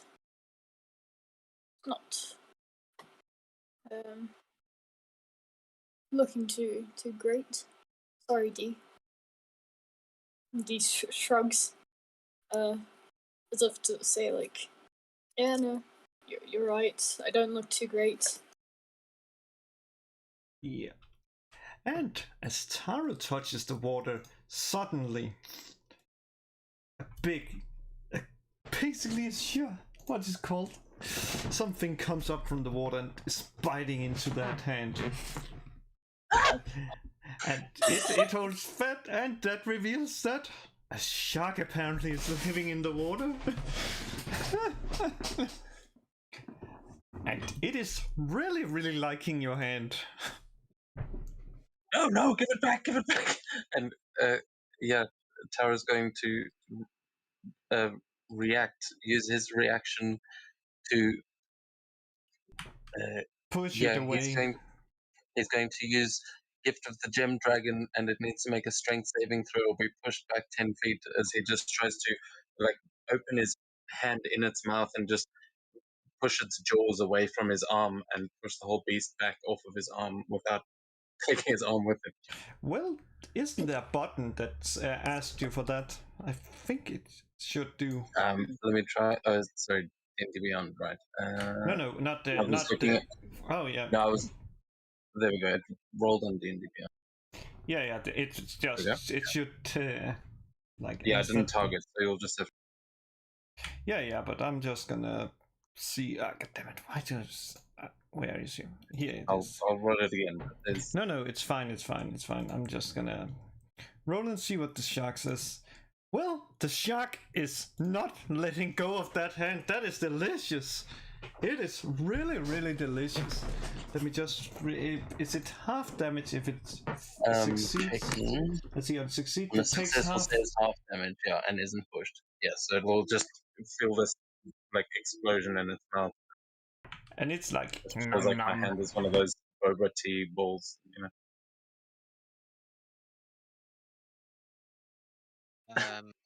I guess as I see try punch the shark and it doesn't really let go, I'll try to punch it with my draconic strike. But lightning this time. Oh shit, that's a good idea. Yeah, punch it. It was just his reaction. He gets a full turn. He'll go fucking flurry of blows on this thing. Man, like. Punch it in the nose as many times as you possibly can. Sure, but are you sure that's such a good idea? You'll see.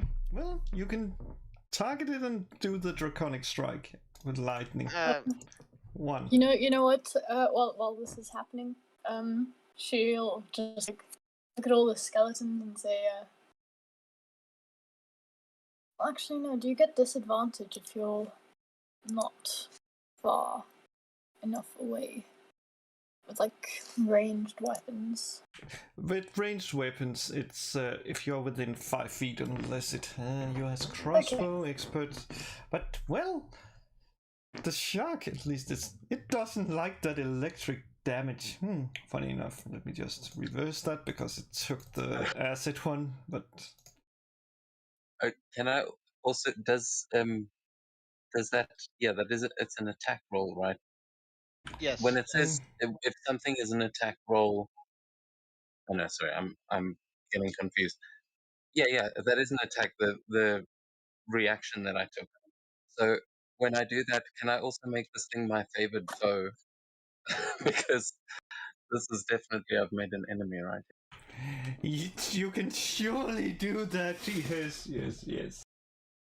And I guess since it still does let it go, I immediately punch after it again since I can make 2 attacks.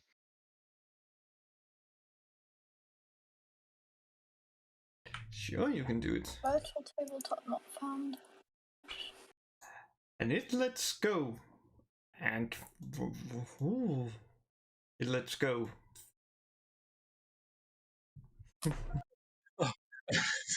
That's scrambling back away from the water. Oh, for some reason it's not letting me roll on Foundry. That's really weird. Why? Well, you never know now where the shark is. Maybe it's in the sand. Oh, damn it! Did the skeletons not get to fire their short bows? Nope, because the second basically it decided it wasn't worth going and it went under the water. So wherever it is. Yeah, you don't know.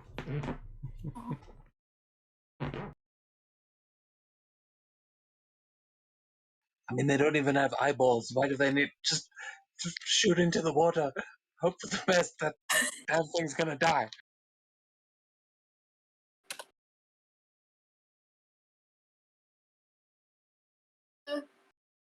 I mean, they can see, can't they?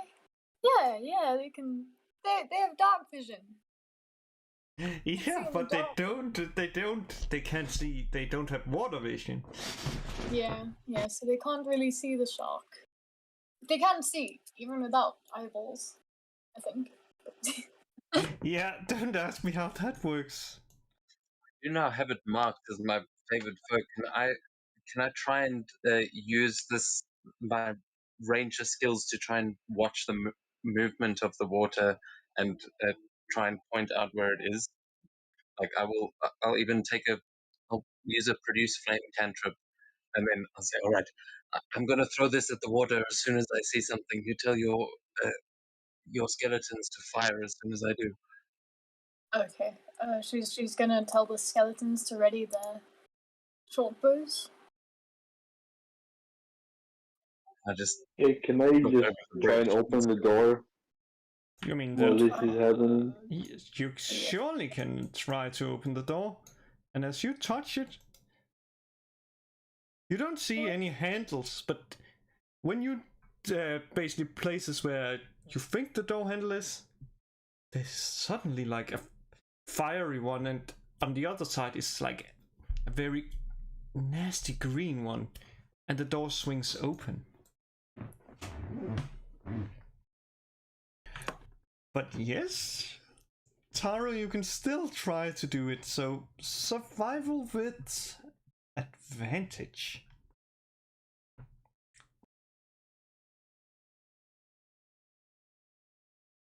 I get this to work. Damn it. Natural 20. There it is! You realize that it is just underneath you, basically. It's just swimming under the bridge. So if it really wanted, it could just come up and be like, num num num. Yeah, I try and throw the produce plate. I like lean over and try and throw it under the bridge. Sure, you can roll it with.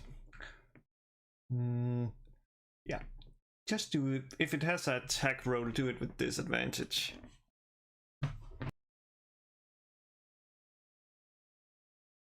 You, 19. you hit the shark, and it's like, it's really looks angry, and it just swims out there like.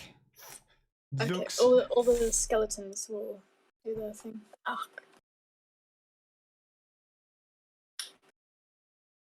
Oh, target again. Ah, there we go. Short bow. Normal.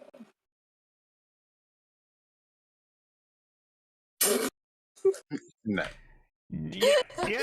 Okay, so here's an hit. that's the sassiest dice that.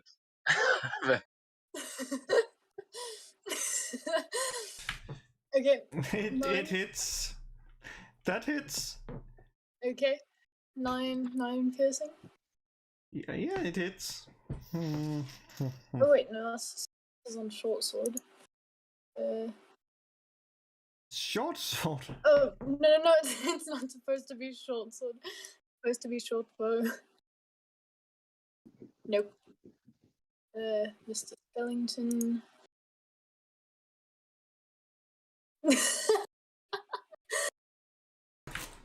It just swims and it's like just dives under the water, realizing Oh dang it! this is bad. Like, nope, not worth it. Oh, damn it! Yeah, sometimes the fish just get away.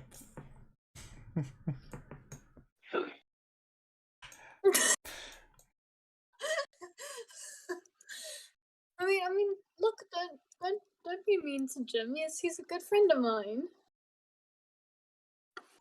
Also, there was an extra It's D4 of damage. I just like remembered. that song, Undead are better than people. Jim, don't you think I'm right? That one. Don't you know? No, but you're definitely gonna have to teach me that. The only songs I know are those freaking ancient draconic poems about how dragons made the world and then gods pissed them off. Oh, yeah, well. the song's way better than that. Yeah, just tell the other. You little shit. And he just like flips off the shark in the water and starts heading to see what Sizzle has found. Yeah, while you guys were fishing and singing, yeah, the door just swung open with weird red and green lights on the handles, or at least where it's supposed to be a handle. So I'm not sure what to expect from the inside. Can we even see what's inside?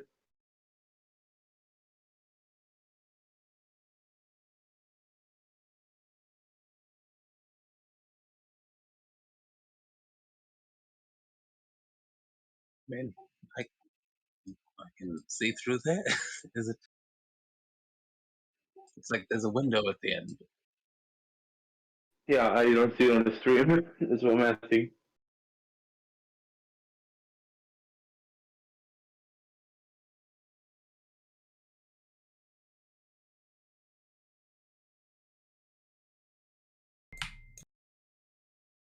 I mean, I can always send Lucifer to go and check it out.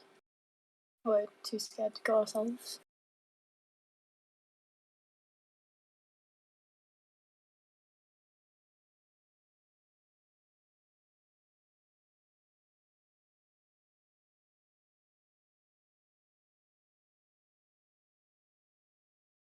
You know, sometimes I really wish I'd learned Draconic instead of Abyssal. But, you know, it is what it is. Well, from what you can see here in this room, let me just check. Ah, yeah.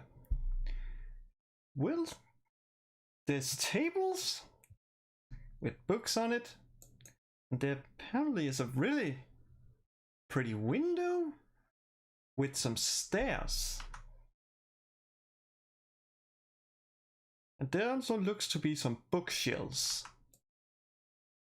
But that's as far as you can see at the moment. I just walk inside then.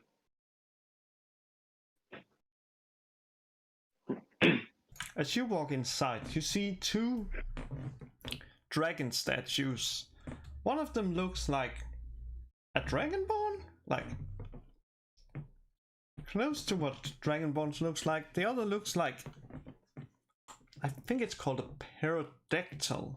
Like, it looks like it could be a dragonborn, but the design is weird. Wait, a question.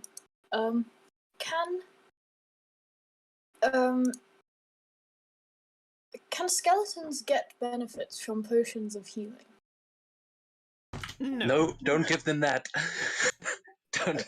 That Nope. You, as a necromancer, would definitely know.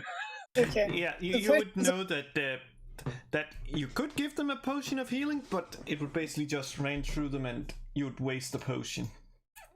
Okay. Well, also, don't try and heal a dead thing. That's generally a bad idea.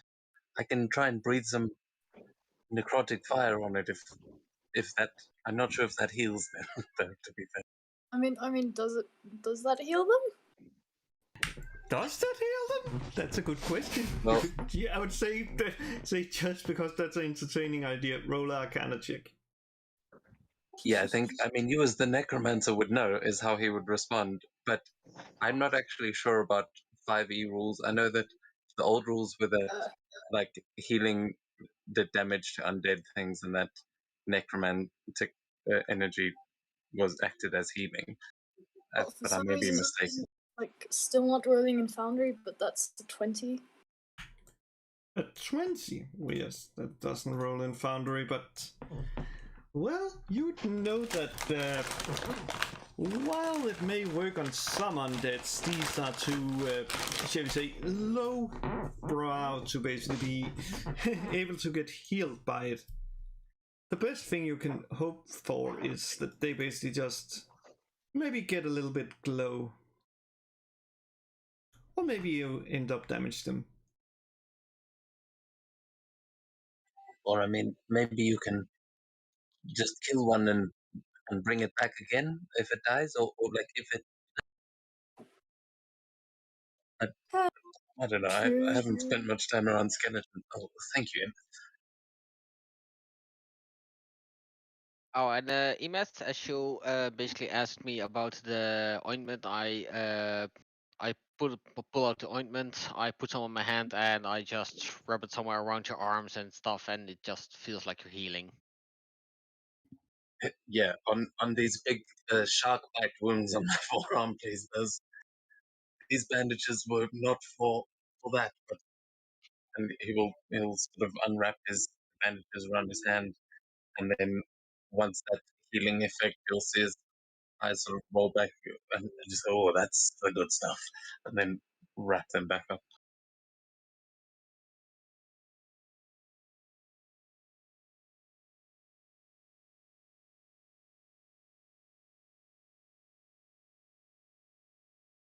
Yeah, don't put that on the skeletons either. It might just melt them. I wasn't planning to. It would be wasted on a pair of undead. That's true. Healing ointment on something that's already died seems a little bit pointless.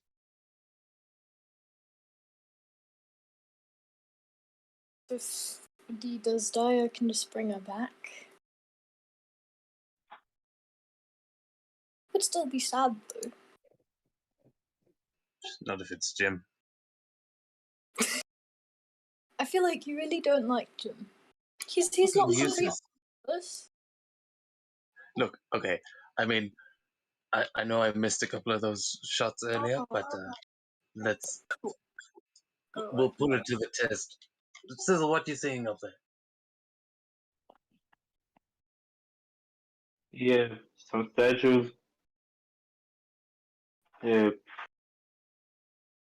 nobody really here, but if yourself from the left room, might want to keep an eye on the statues. There's a staircase though, might lead somewhere.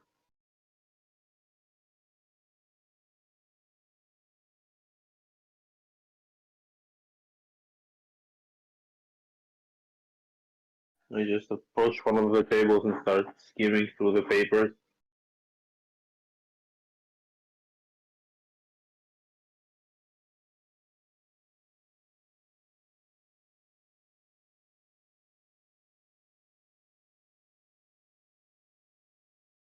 Sure. Oh, shit. You can roll either a history, arcana, or religion check.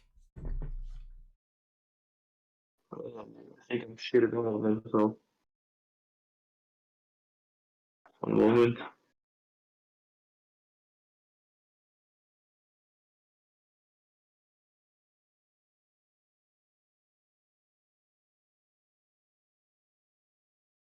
Forget Arcana.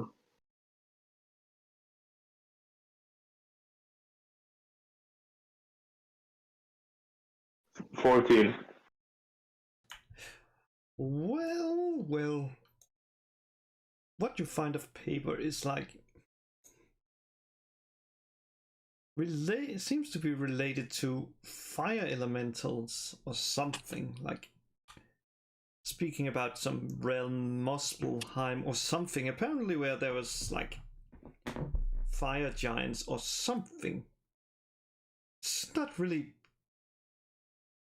it's a bit like written, like just scattered, like someone just wrote it down, just this, this, like, oh, gotta remember this, so it's not, it's a bit extremely hard to read, but it's it seems to be a book about fire giants, where they originated from.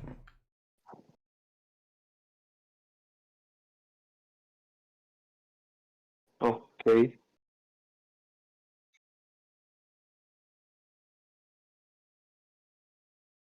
Is anybody else doing anything? I'm going to look around in the shelves, see if anything catches my eye. Yeah, and yeah, and you can do the same, like what I just said. Roll around, roll one of those three. Which one? Does it look Arcana, history, or religion. on my table? Does it look like some of the papers were pulled out like earlier or later than the others, or did they reading them together like at the same time? Well, while I explain the other one, you can roll just I would say survival. Yes, no, perception. Let's get perception. Emma's, what you found is like books about stuff like like multiversal madness and stuff like that just speaks, like it's like written by a madman, like I saw a planet that was red. It was red. It was full of red sand. I could hardly breathe. Then I saw a big ball of fire. And it's like, and then I saw some giant giant horse of metal. It's like it's a raving from Madman. And from yeah, that's and Okay. and from what you can see, Cecil, it seems to just be someone has been reading them and just throwing them there without any like care. It's a miracle that none of them has been damaged. Yeah, but does it look like it happened at the same time? Like the same person read them, or somebody came and then later on somebody else came and put some more papers there? It is Like same really age? hard, like from what you can see. The only indication is that there's like folds in the what is called like what do you call this? On the sides, Yeah, that's basically like fold on the cloth on the edges of a table, paper. and you are seeing like so it seems like this most likely was placed here. Like the red book was most likely placed first, then they took the little scribbles down here, and then they threw the yellow book here because they was like nope, and then the green book, which seems to be the only one they actually bothered to put down gently. Okay.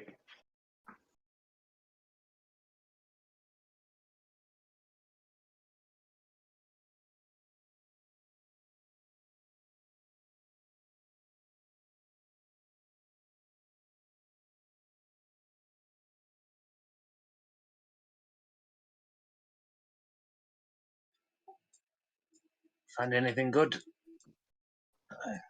Just keeping an eye on those statues.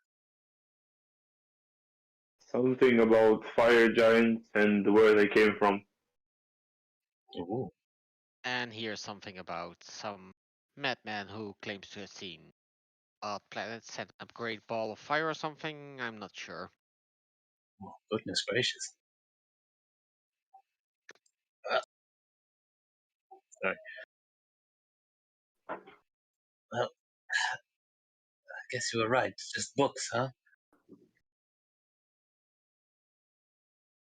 Seems like it. I mean, the only gems we found until now were used as door handles, so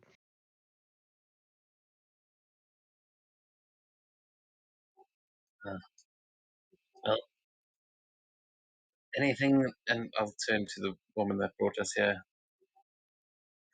Any particular topic your sister might have been interested in? Maybe she was here. Well, she sought something that would bring her great prestige, maybe even power, so she wouldn't be low in the, like being the odd one out in the family. So who knows what she could have sought? What's even I think like stuff that we found in the library, like that thing you found about Sordio, that belongs in a library, man. That belongs, really. But who knows what she could have been? I must say, this one, and she points up at this statue, it looks really interesting. It's like, yeah, it almost looks like, and she's looking at Emmis and Taro, it looks almost like you, though. The beak of it, it looks weird. It has like a beak instead of like whatever Dragonborn's mouth are called, and it only has one horn, unlike most Dragonborns I've seen has two horns. Well, dragons can make themselves look like basically whatever the whoa, what the hell?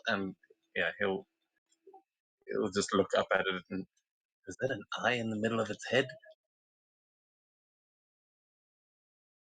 I mean, I've seen some weird looking dragonborn, but never met one of us with one of those. Imaz, you gotta come check this out. I walk over and going to check out the statue. Got some pretty cool horns, but ever met someone with a beak? I can't recall I ever did. Might be some extinct type or something that's rare. Rare, I don't know.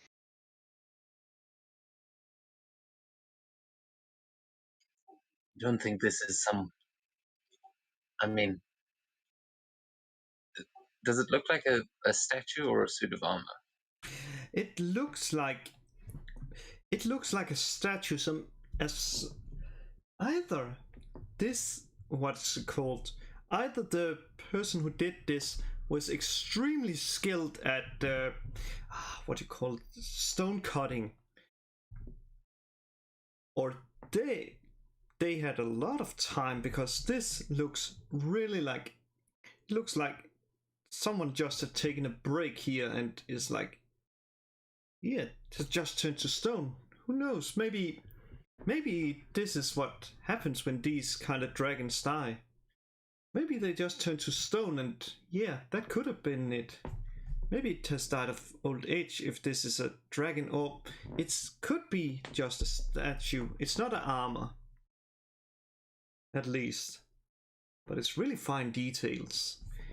Especially the one eye, which is also a funny thing, because usually dragons has two eyes.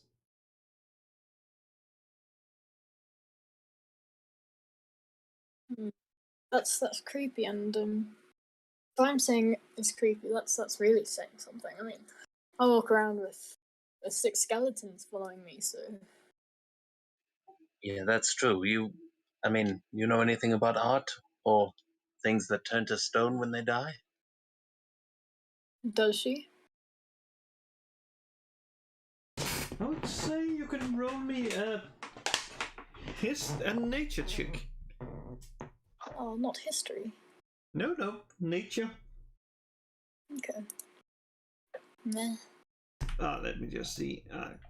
Well, you had heard rumors of stuff that turned to stone when they died. You heard of creatures that could turn creatures to stone either by breathing on them or looking at them.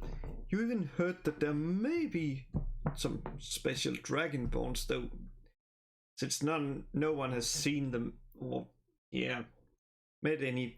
They think they're just myths that potentially turn to stone upon death, even explode or turn into acid. That's what you have heard.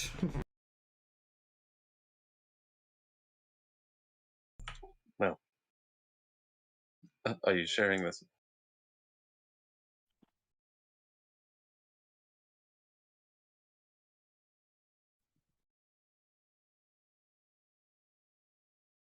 She shares that with you.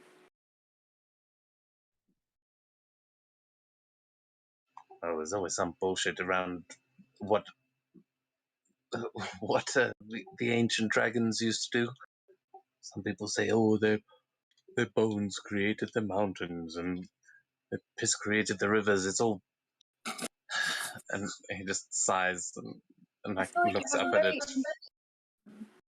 music taste, if those are the kind of songs you like to listen to. Well, it's not what I choose to listen to. I like sea shanties.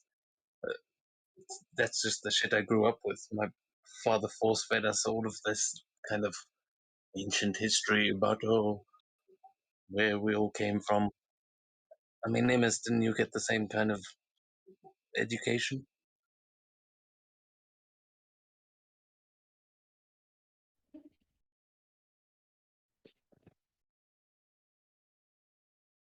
She just looks Amos up and down, like, you looking at the monk outfit and wondering to himself, like, how much of the world has this guy actually experienced?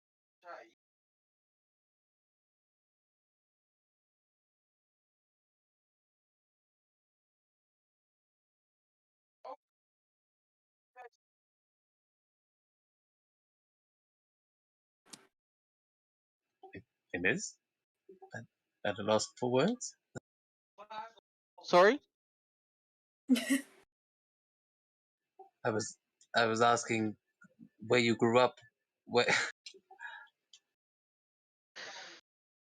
Oh, I have long forgotten where I grew up. It was somewhere around the mountains, but I've been traveling a lot, so But I mean, they didn't force feed you all the old draconic songs and histories and things. That I no, was just saying.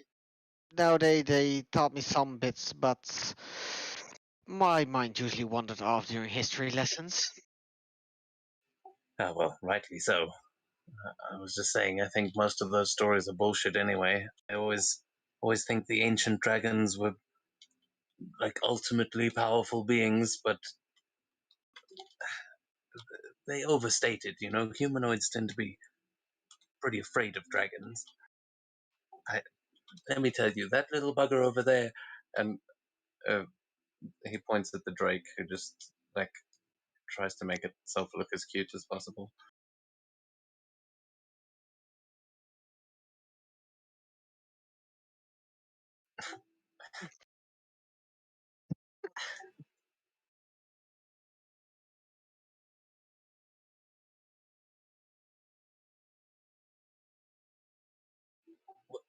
Well, I mean,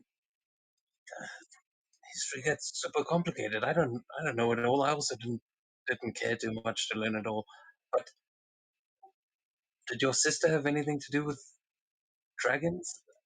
I mean, if this is some kind of like lair of some ancient gemstone dragon, we should probably be aware before we start heading any further.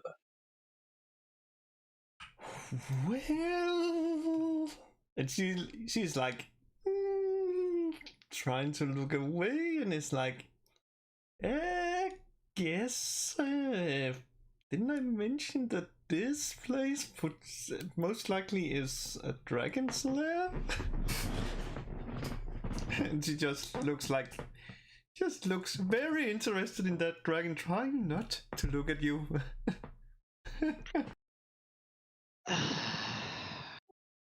You did indeed forget to mention that information. It would have been useful, I think. But, well, you two are dragons, in a sense, so maybe they are okay with you being here, and there's also the little one. And she's looking around like where Jinfu went.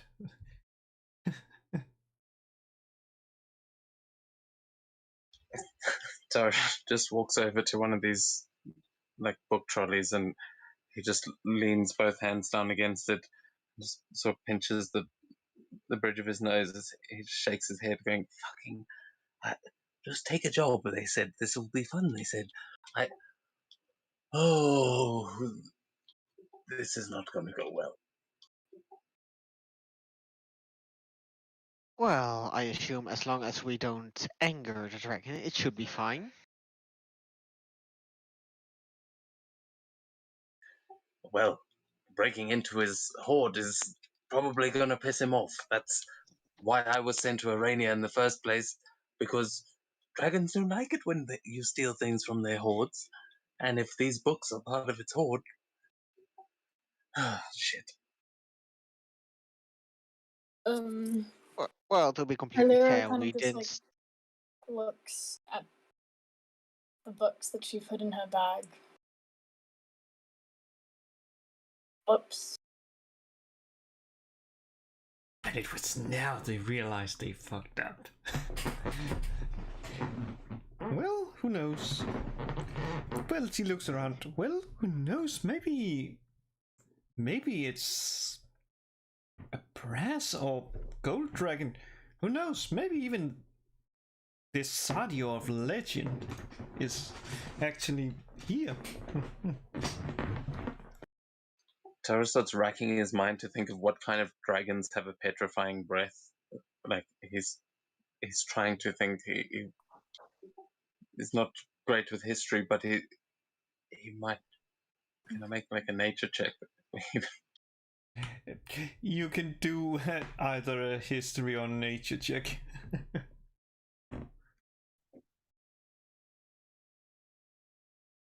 That was actually really good.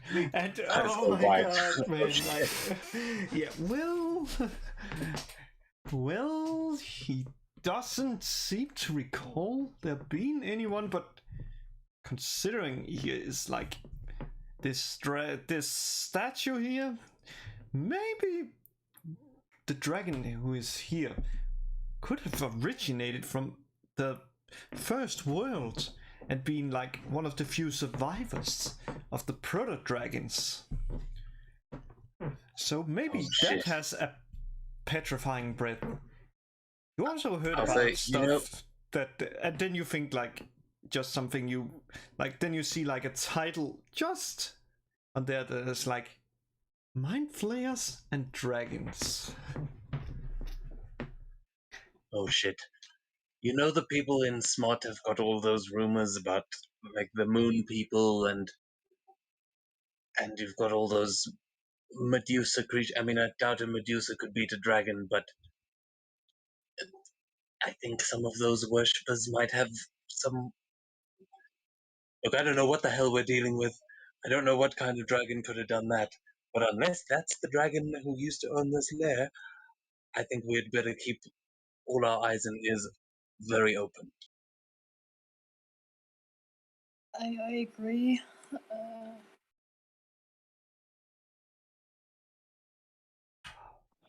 Well, But hey, you know, most dragons can be reasoned with. I'm sure there's no reason this one won't have a brain in it.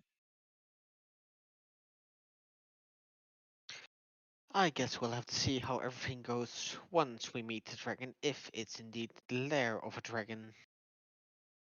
what's the worst thing it could be? Tentacle creatures that eat brains? no. Yeah, that's Tara's This exact character response. hasn't been traumatized yet.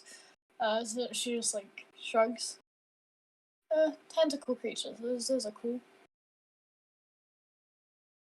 Look, a tentacle is very useful. I mean, I've dabbled in some magic that can. This tattoo, I'll show that the tattoo is like of this giant squid, but all like Yakuza style. It's the giant squid with the tattoos, the tentacles sort of coming down his arm, like off of the shoulder. Oh, nice. I can summon some tentacles if I want. Right, so maybe we can make friends with it. If it is a tentacle monster, make us think that we're one of its kind, huh? Either way, you're paying extra for this. And he points to the woman behind us. Well, like it's. You would even have gotten paid just for this. Like, who knows what is further in? This alone will. I don't even know what people will. Well, depending on what's further in, you could. I don't even. She's like, just trying. I would say 2,000 gold each would easily be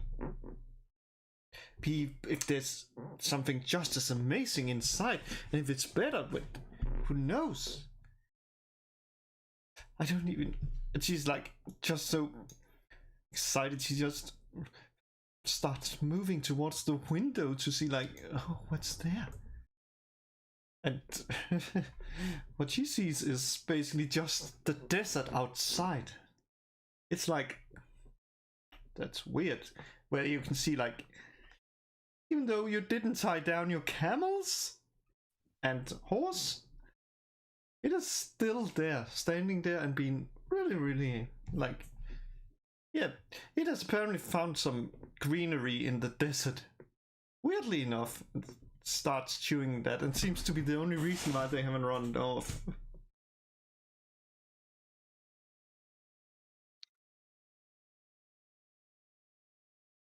I suggest we head on further and explore the library, see what we'll run into. Sounds like a good idea. So, all in agreement? Yeah, Tara nods and carries on muttering under his breath.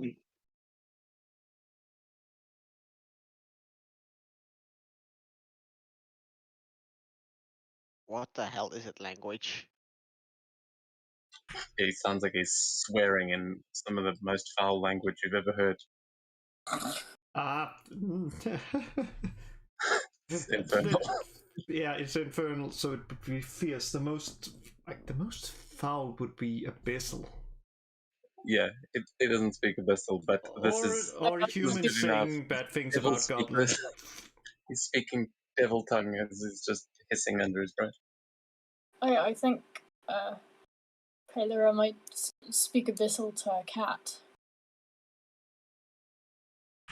Technically, I don't know if it would understand. It didn't give the language, but that's fine. But I presume you all go down the stairs, or do you stand and look at a little bit out of the windows? Because I'll guess we'll head down the stairs because that's the path forward. are you sure Take you a want look to do that? at the window before we go downstairs. What did you say, Sissel? And I'll look at the window before going downstairs.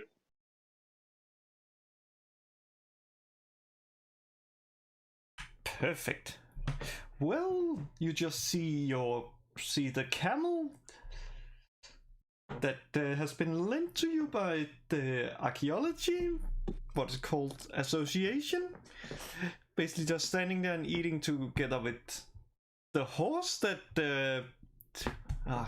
Kaelira she brought. She seems to be the only one that owns any of them. So, in case like any of them except for the horse dies, you would be liable to pay for damage and stuff like that. But you move down to the next level. Yeah, and I again forgot to put down tokens, but I remembered stuff. Yeah, you should all get vision now, right? Please tell. Yep. Please tell me. Nope. But it may just be dark. As I said, I didn't have dark vision, but I can't see my token either. When I press Alt, I can see something.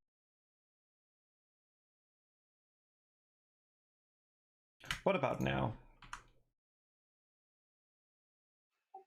Nope. My whole screen is completely black. I might need to reload. That's so weird. What happens? What about you, Kaelira? Can you see? Oh, yeah, I can see. Good. I just gave everybody that doesn't have GM vision a torch so they can see. It doesn't really matter since you should be able to see. Yeah, there's lights here. I think it might have just been my maps I'm rewriting. Yeah. But that's a to go to the next. As you walk down the stairs, you now find yourself in a dark room that is heavily illuminated by numerous bookcases that shine with a bright yellow light, as well as the floor beaming with light of the moon. There are some. For most of you, it doesn't really make sense, though for Hermes, it seems to be really old draconic letters. But because of his roomkeeper, he can read it. And it is on each of them, and they form a circle in the central and around the central column. There's various illustrations on the ground, and a mirror is already on her knees looking at them. And you hear the same voice that basically welcomes you and is like, you hear this echo. Now entering the Vault of Chronicles.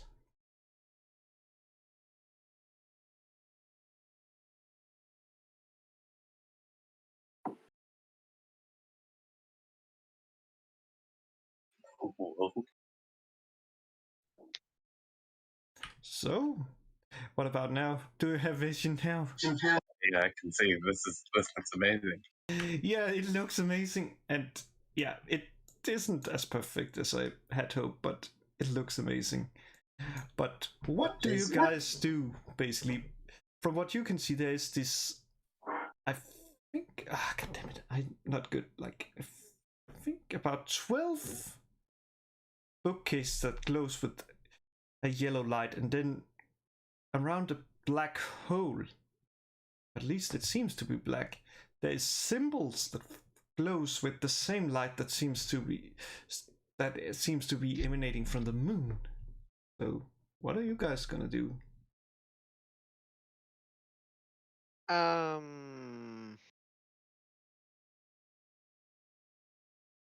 I'll just try and see what happens if I throw a silver coin at the black hole thingy. Well, you throw the silver coin, and it basically actually give me a strength one to see how good you throw it. Ranged is dex, right? Oh yeah, you're a monk, so you can use sticks because of the martial artist thingy. Well, yours is basically landing here, and it like stands there, and it stands on its edge. It's really amazing. It's like almost like a parlor trick. Before it starts rolling, and it rolls around like there's something on it, like it's actually a ground on it. Like this is like some kind of magic or something that hides stuff. Or maybe it's magic that creates ground. It's hard to say, but the coin is just rolling around until it finally falls down and lands on the bow.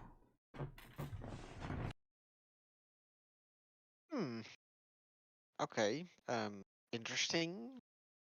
That coin just started moving about, but anyone have any idea what we're supposed to do with this thing? Well, it's numbered 1 through 12, which in the old world was the months, I think. I mean, those symbols on the bookshelves, they seem to be indicating phases of the moon.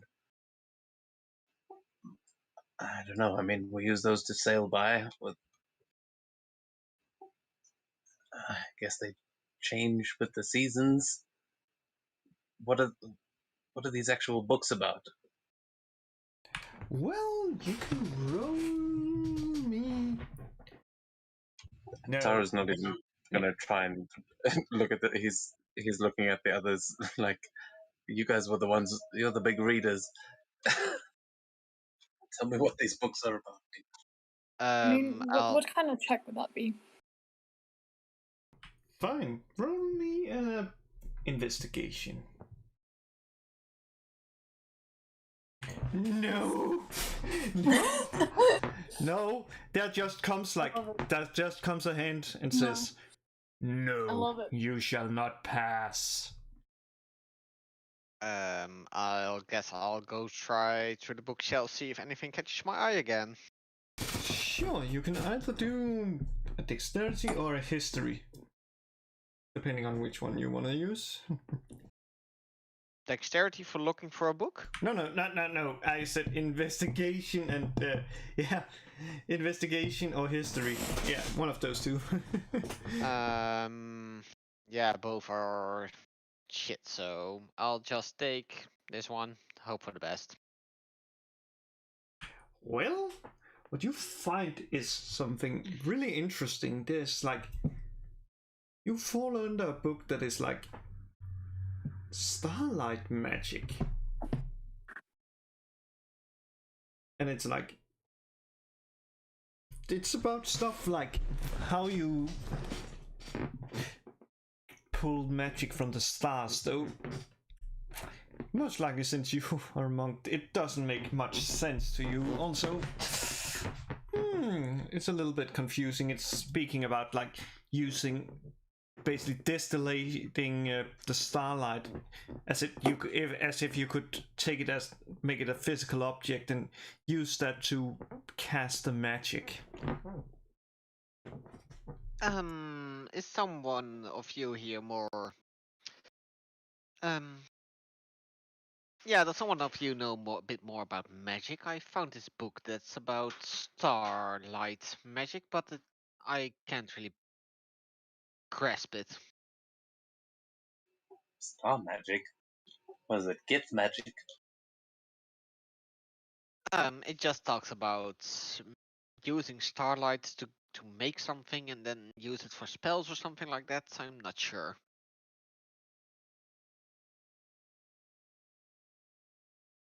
I mean, I've learned most of my magic with the stars, I guess, but I think our wizard friend over here is probably our best bet.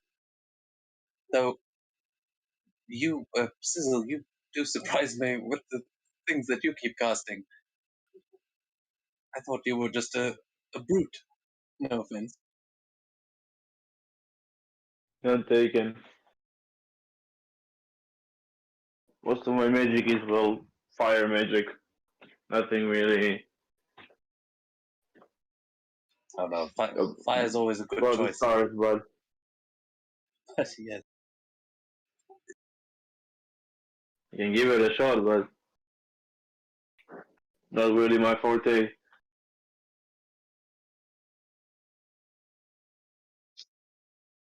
Fine with me if you think you can make sense of it.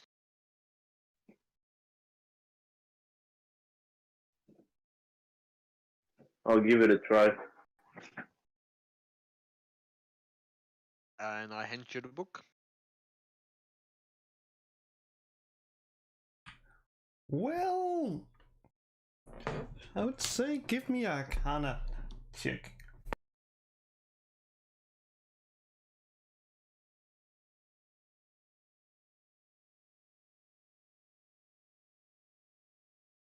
With 15. with a 15, you are like, okay, this seems to be really, really high level stuff. Though after like going through it, it's like just like a little slip of paper is there, like someone just ripped it off another book, and it's like, what? And you discover a way to make your weapon now glow for 10 feet. Kind of like the moon touched weapon. And looking at, I don't know if Tara, what's called Emmis, has showed the short sword yet, but if he has, I've used it to make light for myself. So yeah, you think that this may have been how they made those moon touched weapons, though seems you need a little bit more expertise in arcane magic or smithing or something if you want to have like that as a permanent. This seems more like, okay, you cast it and it lasts for a short amount of time.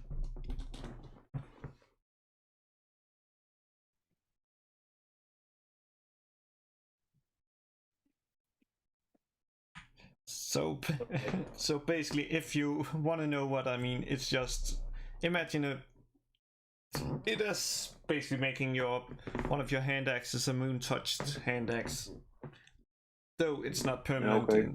Yeah. Meanwhile, Amira has looked like over these and is like, yeah, and is like starting to talk about some post-it. Hear my song and heed my call, or perish just like them all. A day flies like the wind, if a month could only sing. The seasons would all then bring, and what none of us can think, eternity and hope in a land full of smoke.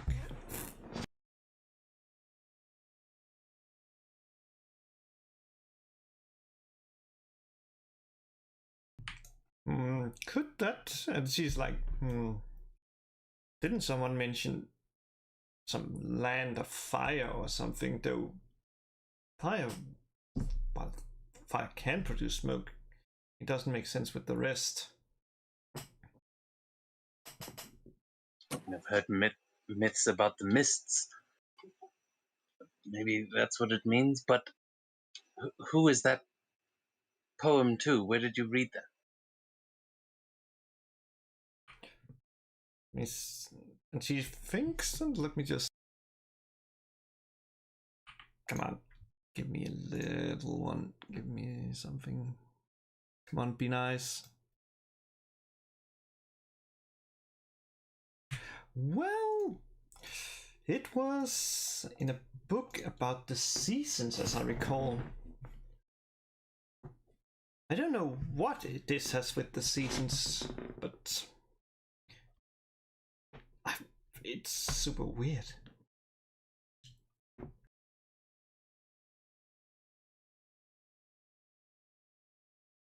Is there even a way to like progress further? Because and she's like just stepping out on this one here. Yeah, I don't know. Wait a second. Does she? Oh, She went in she there. jumped into the black hole. Yeah, she just walks and yeah, now I know exactly what they've done. They basically just placed a layer on top of it. Interesting. But well, now she just walks and it's like, well, seems there's nothing like down there. So how do we even progress? There gotta be somewhere because I don't see my sister anywhere. So unless she left, well, there gotta be a way. Well, Does this is where the coin landed. something happen if I use if I trigger my moon touch ward like I have to see even, and then walk up to the darkness? As you walk up to the darkness, you see where at the darkness? You mean just here? Or any other place? Yeah, just around the edge with my sword in front to see if anything even happens with the starlight, moonlight it produces. You see, it basically seems to. You see a staircase just in front of you, but even though, and I guess you are like trying to like poke your sword at it or something. Yes. Even though when you just like hit it like there's a layer or something on top of it. So there seems to be something blocking it, which is why she can walk on top of this thingy.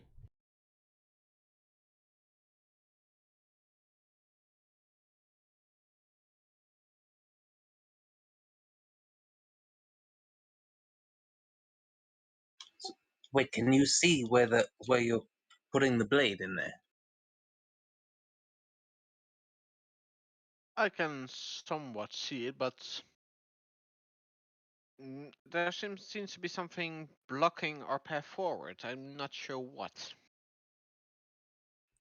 Just this is basically what you see, and I don't know why it's reversed, because it should really be on your side, but this is what you see, like when you hold the sword, this staircase. I will then. Can I try and? I mean, this is a bit of a rule of cool on the description of the spell because it's usually with flames. But I would like to try and cast thaumaturgy on his sword and use the effect that would make flames change color or get brighter, and just try and brighten the sword as much as I can.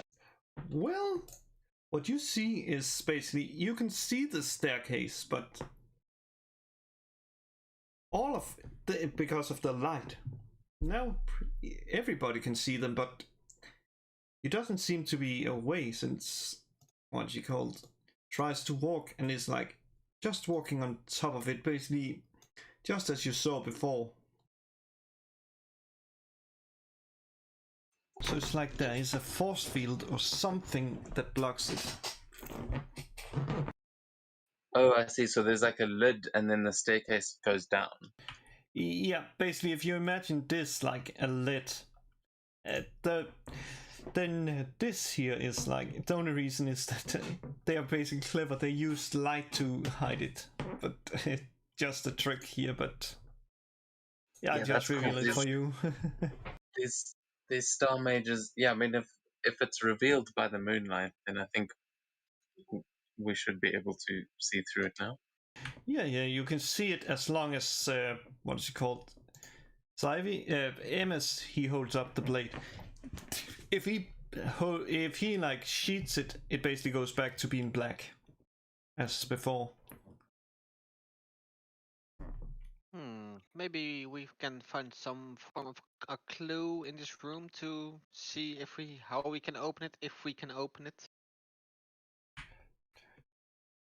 Or maybe the lid is the darkness. What if you try and go down the stairs? Does it work for you? I try to hold the blade out by the stairs, see if anything happens even at all. Well, as you come here, the light on let me just see what's happened here. Yeah, it gets a little bit darker, and though some of this, what's called like, some of these here. Let me just see if I can remember how it is done. Yeah. You see, like some of them goes out in a certain order. Let me see. Right. So as you step there, let me just. Yeah, perfect. It should be dark. So you see like them there, and then they just turn on, and it's the pattern basically repeats multiple times, like there. But there seems to be some pattern on it. The light, as long as you stand there. So from what you can gather, and this is a freebie, it seems to have something to do with this, with the bookcases. It went 2, 5, 8, 10. I think that was the order. Well, check the bookcases. Clever.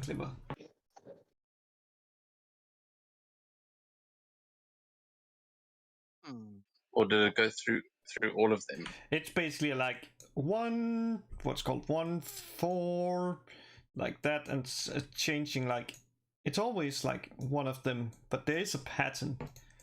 If you want, that you can all roll an intelligence check and see if you are like quick enough to memorize it. But and you can do it with advantage since you seem to write it down. Oh my god! No, I watched it. It goes 1, skips 2, 1, skips 2, 1, skips 2, 1. Let's just see what. Holy shit! Seems this is gonna be an easy room for you guys.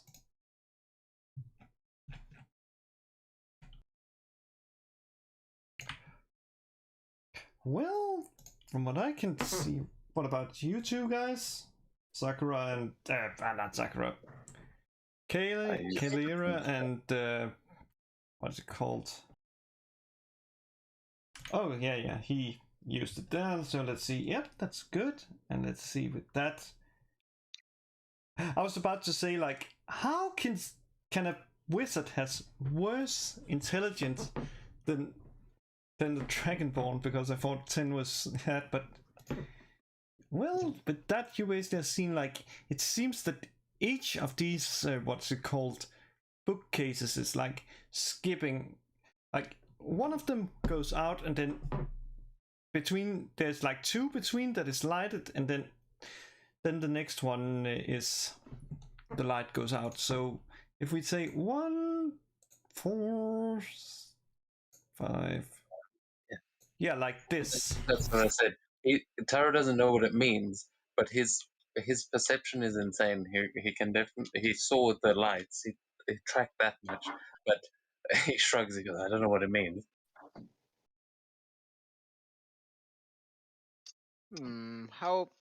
I'm not sure. Maybe the symbols around the stairs are related to it.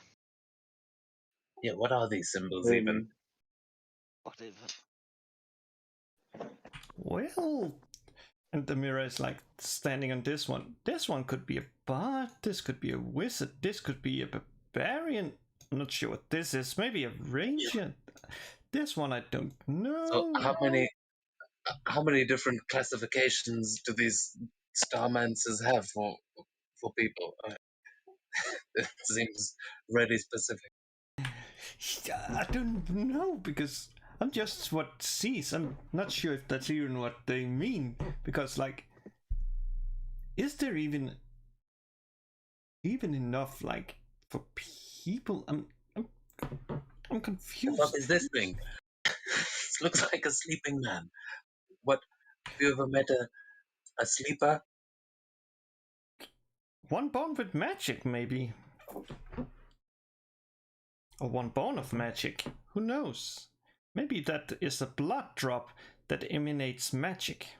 I don't know. That one that confuses me the most is, and she steps this one, but like, let's see. And she's like thinking, and it's like, could it be something with something that is far off and always happens, and it's split in 3. So there's something that is far off and always lasts 3. Maybe that's it, but I don't really know what that means.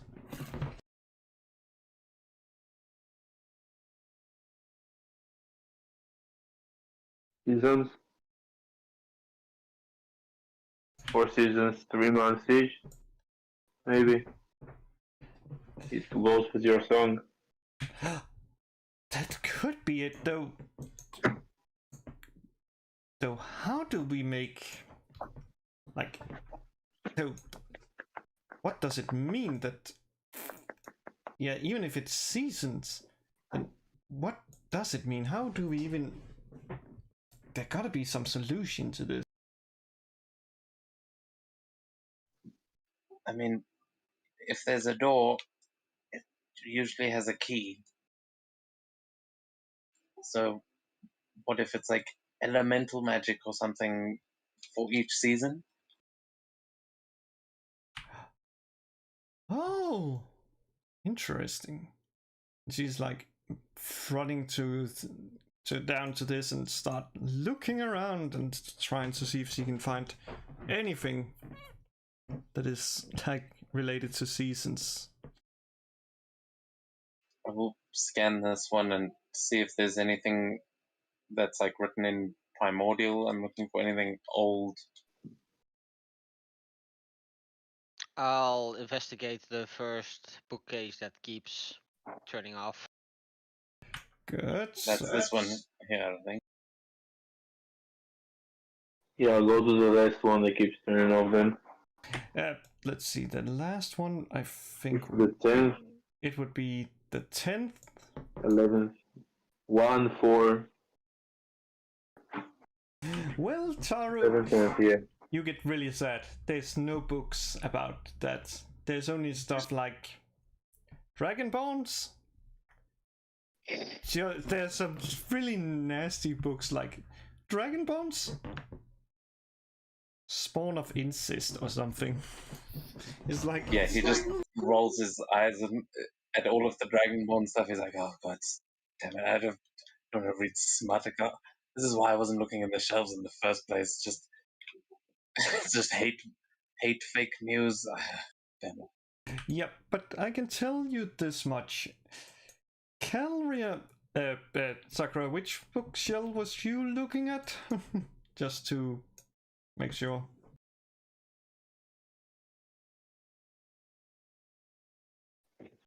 Um, 11. 11. Mm. This one? Well, with yours, you find 2 books about seasons. This seems to be winter, like, what's it called? Chill Touch and like Blizzard. It's just talking about that stuff, like people that has been touched feels a chill touch, and while being trapped in a blizzard. That you find 2 books, and for Fizzle, he finds a similar one, though this one speaks about women made of ice and some creature that apparently stalks the wood and grabs people, and that seems to be people can turn into those if they eat human flesh. What about, let's see, Emis, did you roll anything or? No, I didn't yet because I was waiting for you to call which roll I need. Oh yeah, it's just investigation. Sorry, that's why I used that. It Yikes. seems well. What you find is that apparently you find some books about how you can roast like dragonborns, like how you make their flesh really tasty. And well, Amira, she finds a book about, let me just see, this is like something called the monsoon and like something called the rainforest, so it seems to be something related to, I think that's autumn in English. Yeah, she's like, interesting, there's some really interesting here, maybe maybe, and she starts like walking over and is like, maybe, and goes over and lays them on. Let me just check if I'm correct. Nope.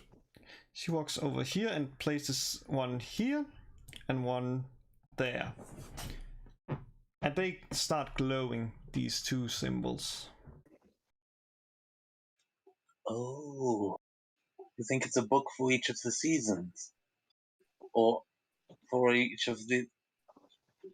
I don't get it.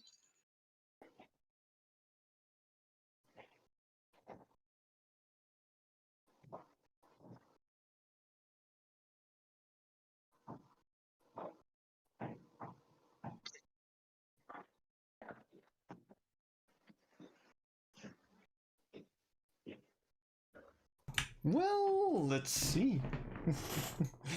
Seems like Kalira has found some really interesting thing, or was it the book about eating dragon bones or cook them?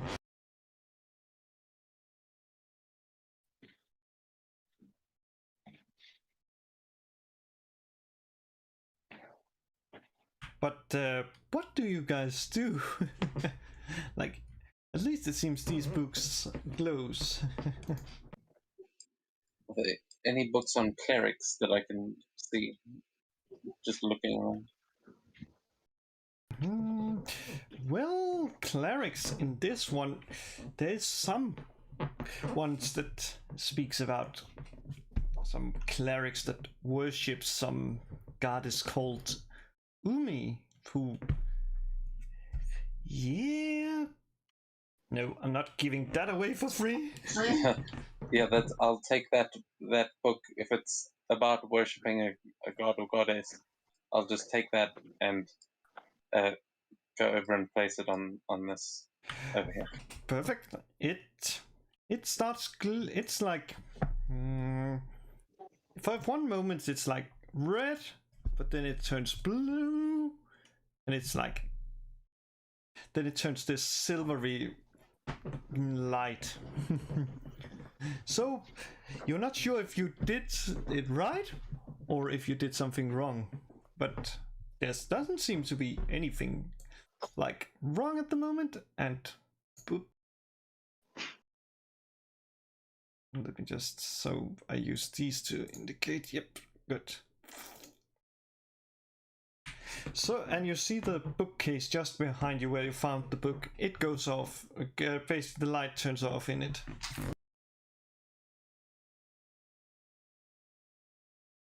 Can I look for a book about druids then on my shelf? Yes, you can. And I would say because you have such a good role, I would say you find a druid. Something you haven't. It's a weird name, but maybe it's written in Elvish, and I don't think you read Elvish, but at least it's a scaly or something. I think I comprehend languages. It helps me read as well, not only talk. Yeah. That was good, because that was actually a good one you picked there, because what you see is like something about an archdruid named Kaylee or something. Yeah, just take the book and place it on the druid mark.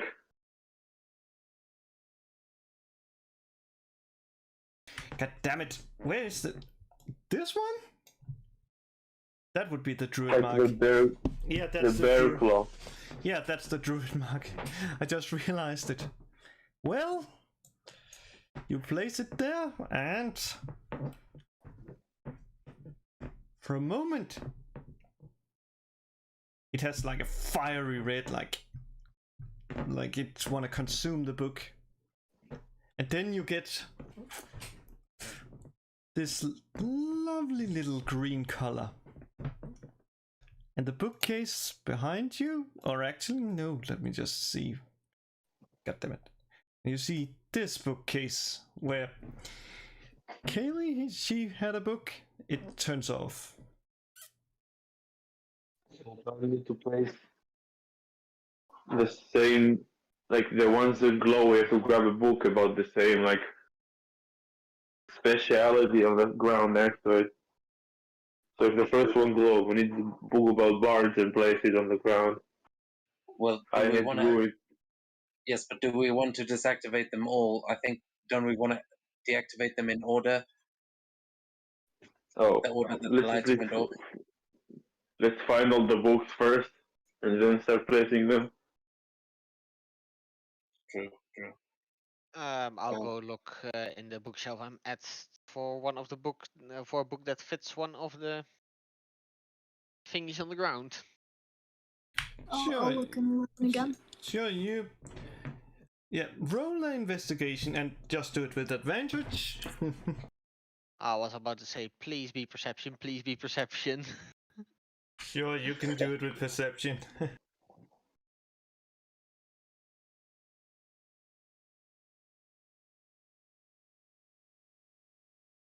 Well, what you find in that bookshelf is really interesting. What was it you said you was looking for?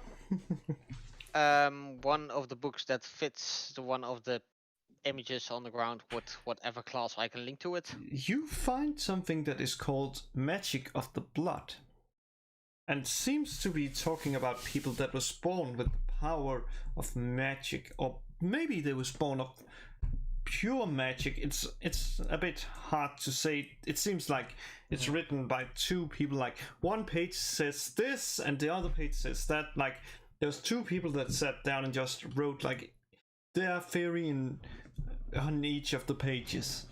Well, Okay, Kaylee, she finds a book about stuff like stealing, Rogues. or maybe I just didn't know it wasn't mine. I'll take the book, head over here, and place it in here. It's fine. As you do that, one of the bookshelves goes off.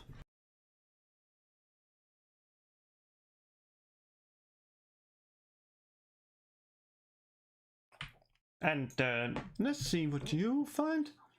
You find like this, like how to train your dragon, Taro. Oh, holy shit!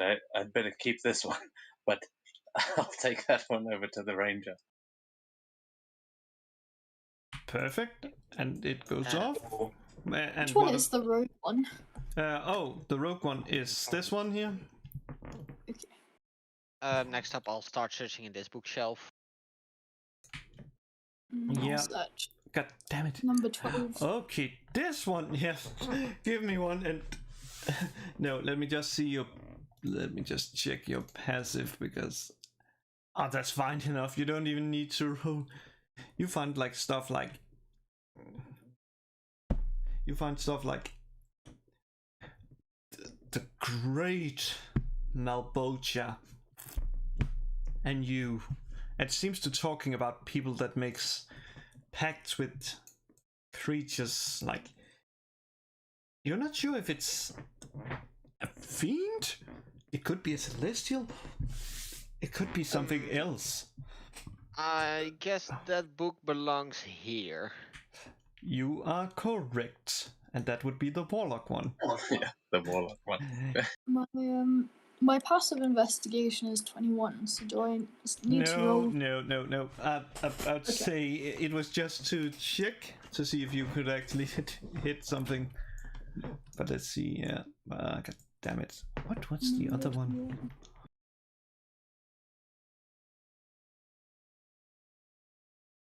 So let's see you. And where do you? Oh, you seek this one. So you find stuff like the Great Fispandantilus, and how he may cost. And it talks about how he may cause some sea called some great sea city called Ishtar to fall into the water after some great meteor hit it, and yet he survived, or maybe he died. The sources is a bit confused about it. I gotta say that sounds like a song that a bard would write.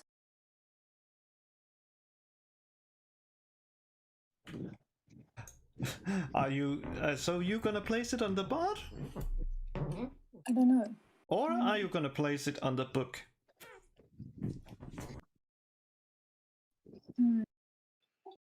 Meanwhile, we can head over to Taro while you think about it, and you go around here, and there's like stuff like the great, like there's stuff like astrology and skies, and there's even something about druids. There's even a name, weird enough. You can find something here like how a mortal goblin seduced a fish. That's Oh, definitely this- part. Well, I think it's about Guk. My father used to tell me stories. I mean, we can try it. We've already got the druid one, right? Oh yeah. Sorry, I turned on the wrong one there. Yeah, perfect. We don't have the barbarian one yet. Yeah, I'll search the first one if nobody did yet. It's still Oh. glowing. Yeah, this one was off, right? Because that was the first book I found. It was off, but I realized that I made a mistake. Because yeah, it's not easy to remember them all. But I guess Taro goes over and places it on this mark, or maybe on the druid mark. Well, I can't tell. Is it about Guk the goblin? It is about Kirk the Goblin. Then I guess I would go over to the barbarian mark. But And you, so yes, and you're actually clever because, yeah, that was a trick. yeah, I put It up was barbarian. someone has apparently misplaced it because it was supposed to be in this bookshelf. It's just like yeah. Oh yeah, and Kaylira asked the question: who someone with knowledge? When I say Fispandantilus, that should be a great hint of like which one it belongs to. Tej ultima lasciami rimasto. Musimy sentar over here. Oh, is that dude a wizard? Oh, Fizban. Yeah. Oh fuck! I realized. Yeah.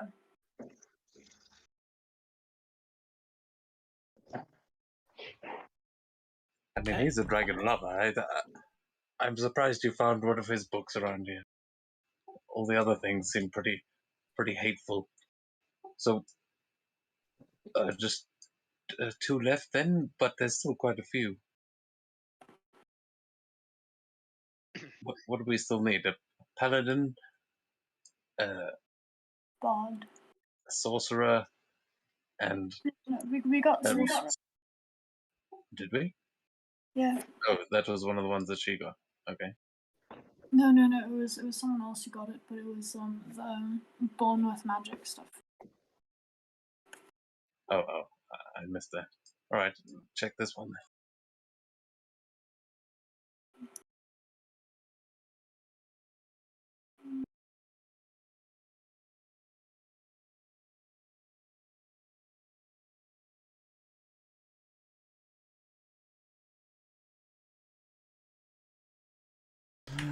And let's see. Oh yeah, what was it you were searching for, Jerry? I mean, Cecil. Any of the missing ones, nothing specific. Okay, let's see what you're missing. Well, oh, this is good. This is really good. You find like the great legends of the Moon Warrior. An epic tome, or maybe legend. Or was it? Or is it Starlight Night? It's a little bit. While you comprehend languages, let you read it. It's like it could be in this language. It could be understood as either Starlight Night or as what's called Moon Warrior. It's a paladin or just a fighter, so I'll just wait with it. Good. And let's see. And Taro looks here and is like, oh yeah, what would this? Oh, what's the title of this one? This is interesting. This is like the Wanderer of Time. And it says stuff, let's see what, and the name is written, there's Yagi of Tori is written on it. It's called The Wanderer of Time, it's Yagi of Tori, Wanderer of Time. So, yeah, where do you think that should be placed? You have the last two. I'll flick it open and see if it has like songs written in it. That sounds ominous. I don't know. Okay. What languages? Let's see, you speak. Speak Giant, Infernal, Primordial, and Draconic. This one is written in a. It seems to be music notes, like interesting, like that. It's like interesting. Yeah, that's the first. He just looks more at the way sentences are structured, and if there are music notes, he obviously goes to the bar. Good. You do that? If I say now that it turns red. No, it's not. It basically glows. It like there seems to come like illusionary music notes from where you stand, and it's like the what's called the bookshelf turns off. I think. I guess Jerry, he would be going to this one and placing it on this symbol that I'm confused about. Yeah, that's the paladin one, sure. I guess it's paladin because the wings and the shield. Mm-hmm. And just as you say that, a huge figure like stands there, glowing in like moonlight, and this here. It glows now, and it's like, oh, interesting. And she walks over, and there's like, just because she thinks like, oh yeah, most likely not having, but she just falls down the stairs and takes four. That's not how stairs work, darling. And you seem to have solved the puzzle. It's not how stairs work, darling. Yeah, if you didn't already have that, I would have given the inspiration for that joke. Iconic. Yeah, it's a fun one. So I guess you continues. Yeah, he says this as he's walking past her on the stairs.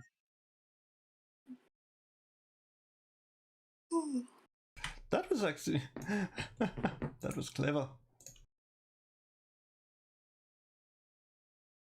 Sorry if I seem a bit out of it, I'm getting a bit tired. Yeah, I'm also considering if we should stop here, because I can tell you there is about 3 rooms more plus this I one. think this is a good stopping point. This this room looks very cool so far, but But I do yeah, think it is getting a bit late. It's so like I 5 think minutes we're to midnight. gonna stop it with this here. You reach the bottom of the spiral staircase. Some reach them faster because they decided, you know what? Let's just roll down. Or maybe they was forced to roll down. And you now find Down the yourself stairs in a was room looking- filled with a huge model that seems to depict this realm, or maybe it's another world's solar system in the Looks middle very of it. cool. The ground looks as you're walking on the emptiness of space, as stars and nebulas can be noticed in the far distance of it. You look at it long enough. It is rather breathtaking sight, and the amount of bookcases around you is probably the only thing that feels familiar here. And as Amira, she reaches the bottom, you all hear, like, up through the staircase, a ringing voice calling, "Welcome to the Cosmic Arium." And this is where we will end it for now. Since, yeah. Took a Thank little. you. Yeah. That was a lot of fun. I really enjoyed my. Yeah, that was awesome. Thank you.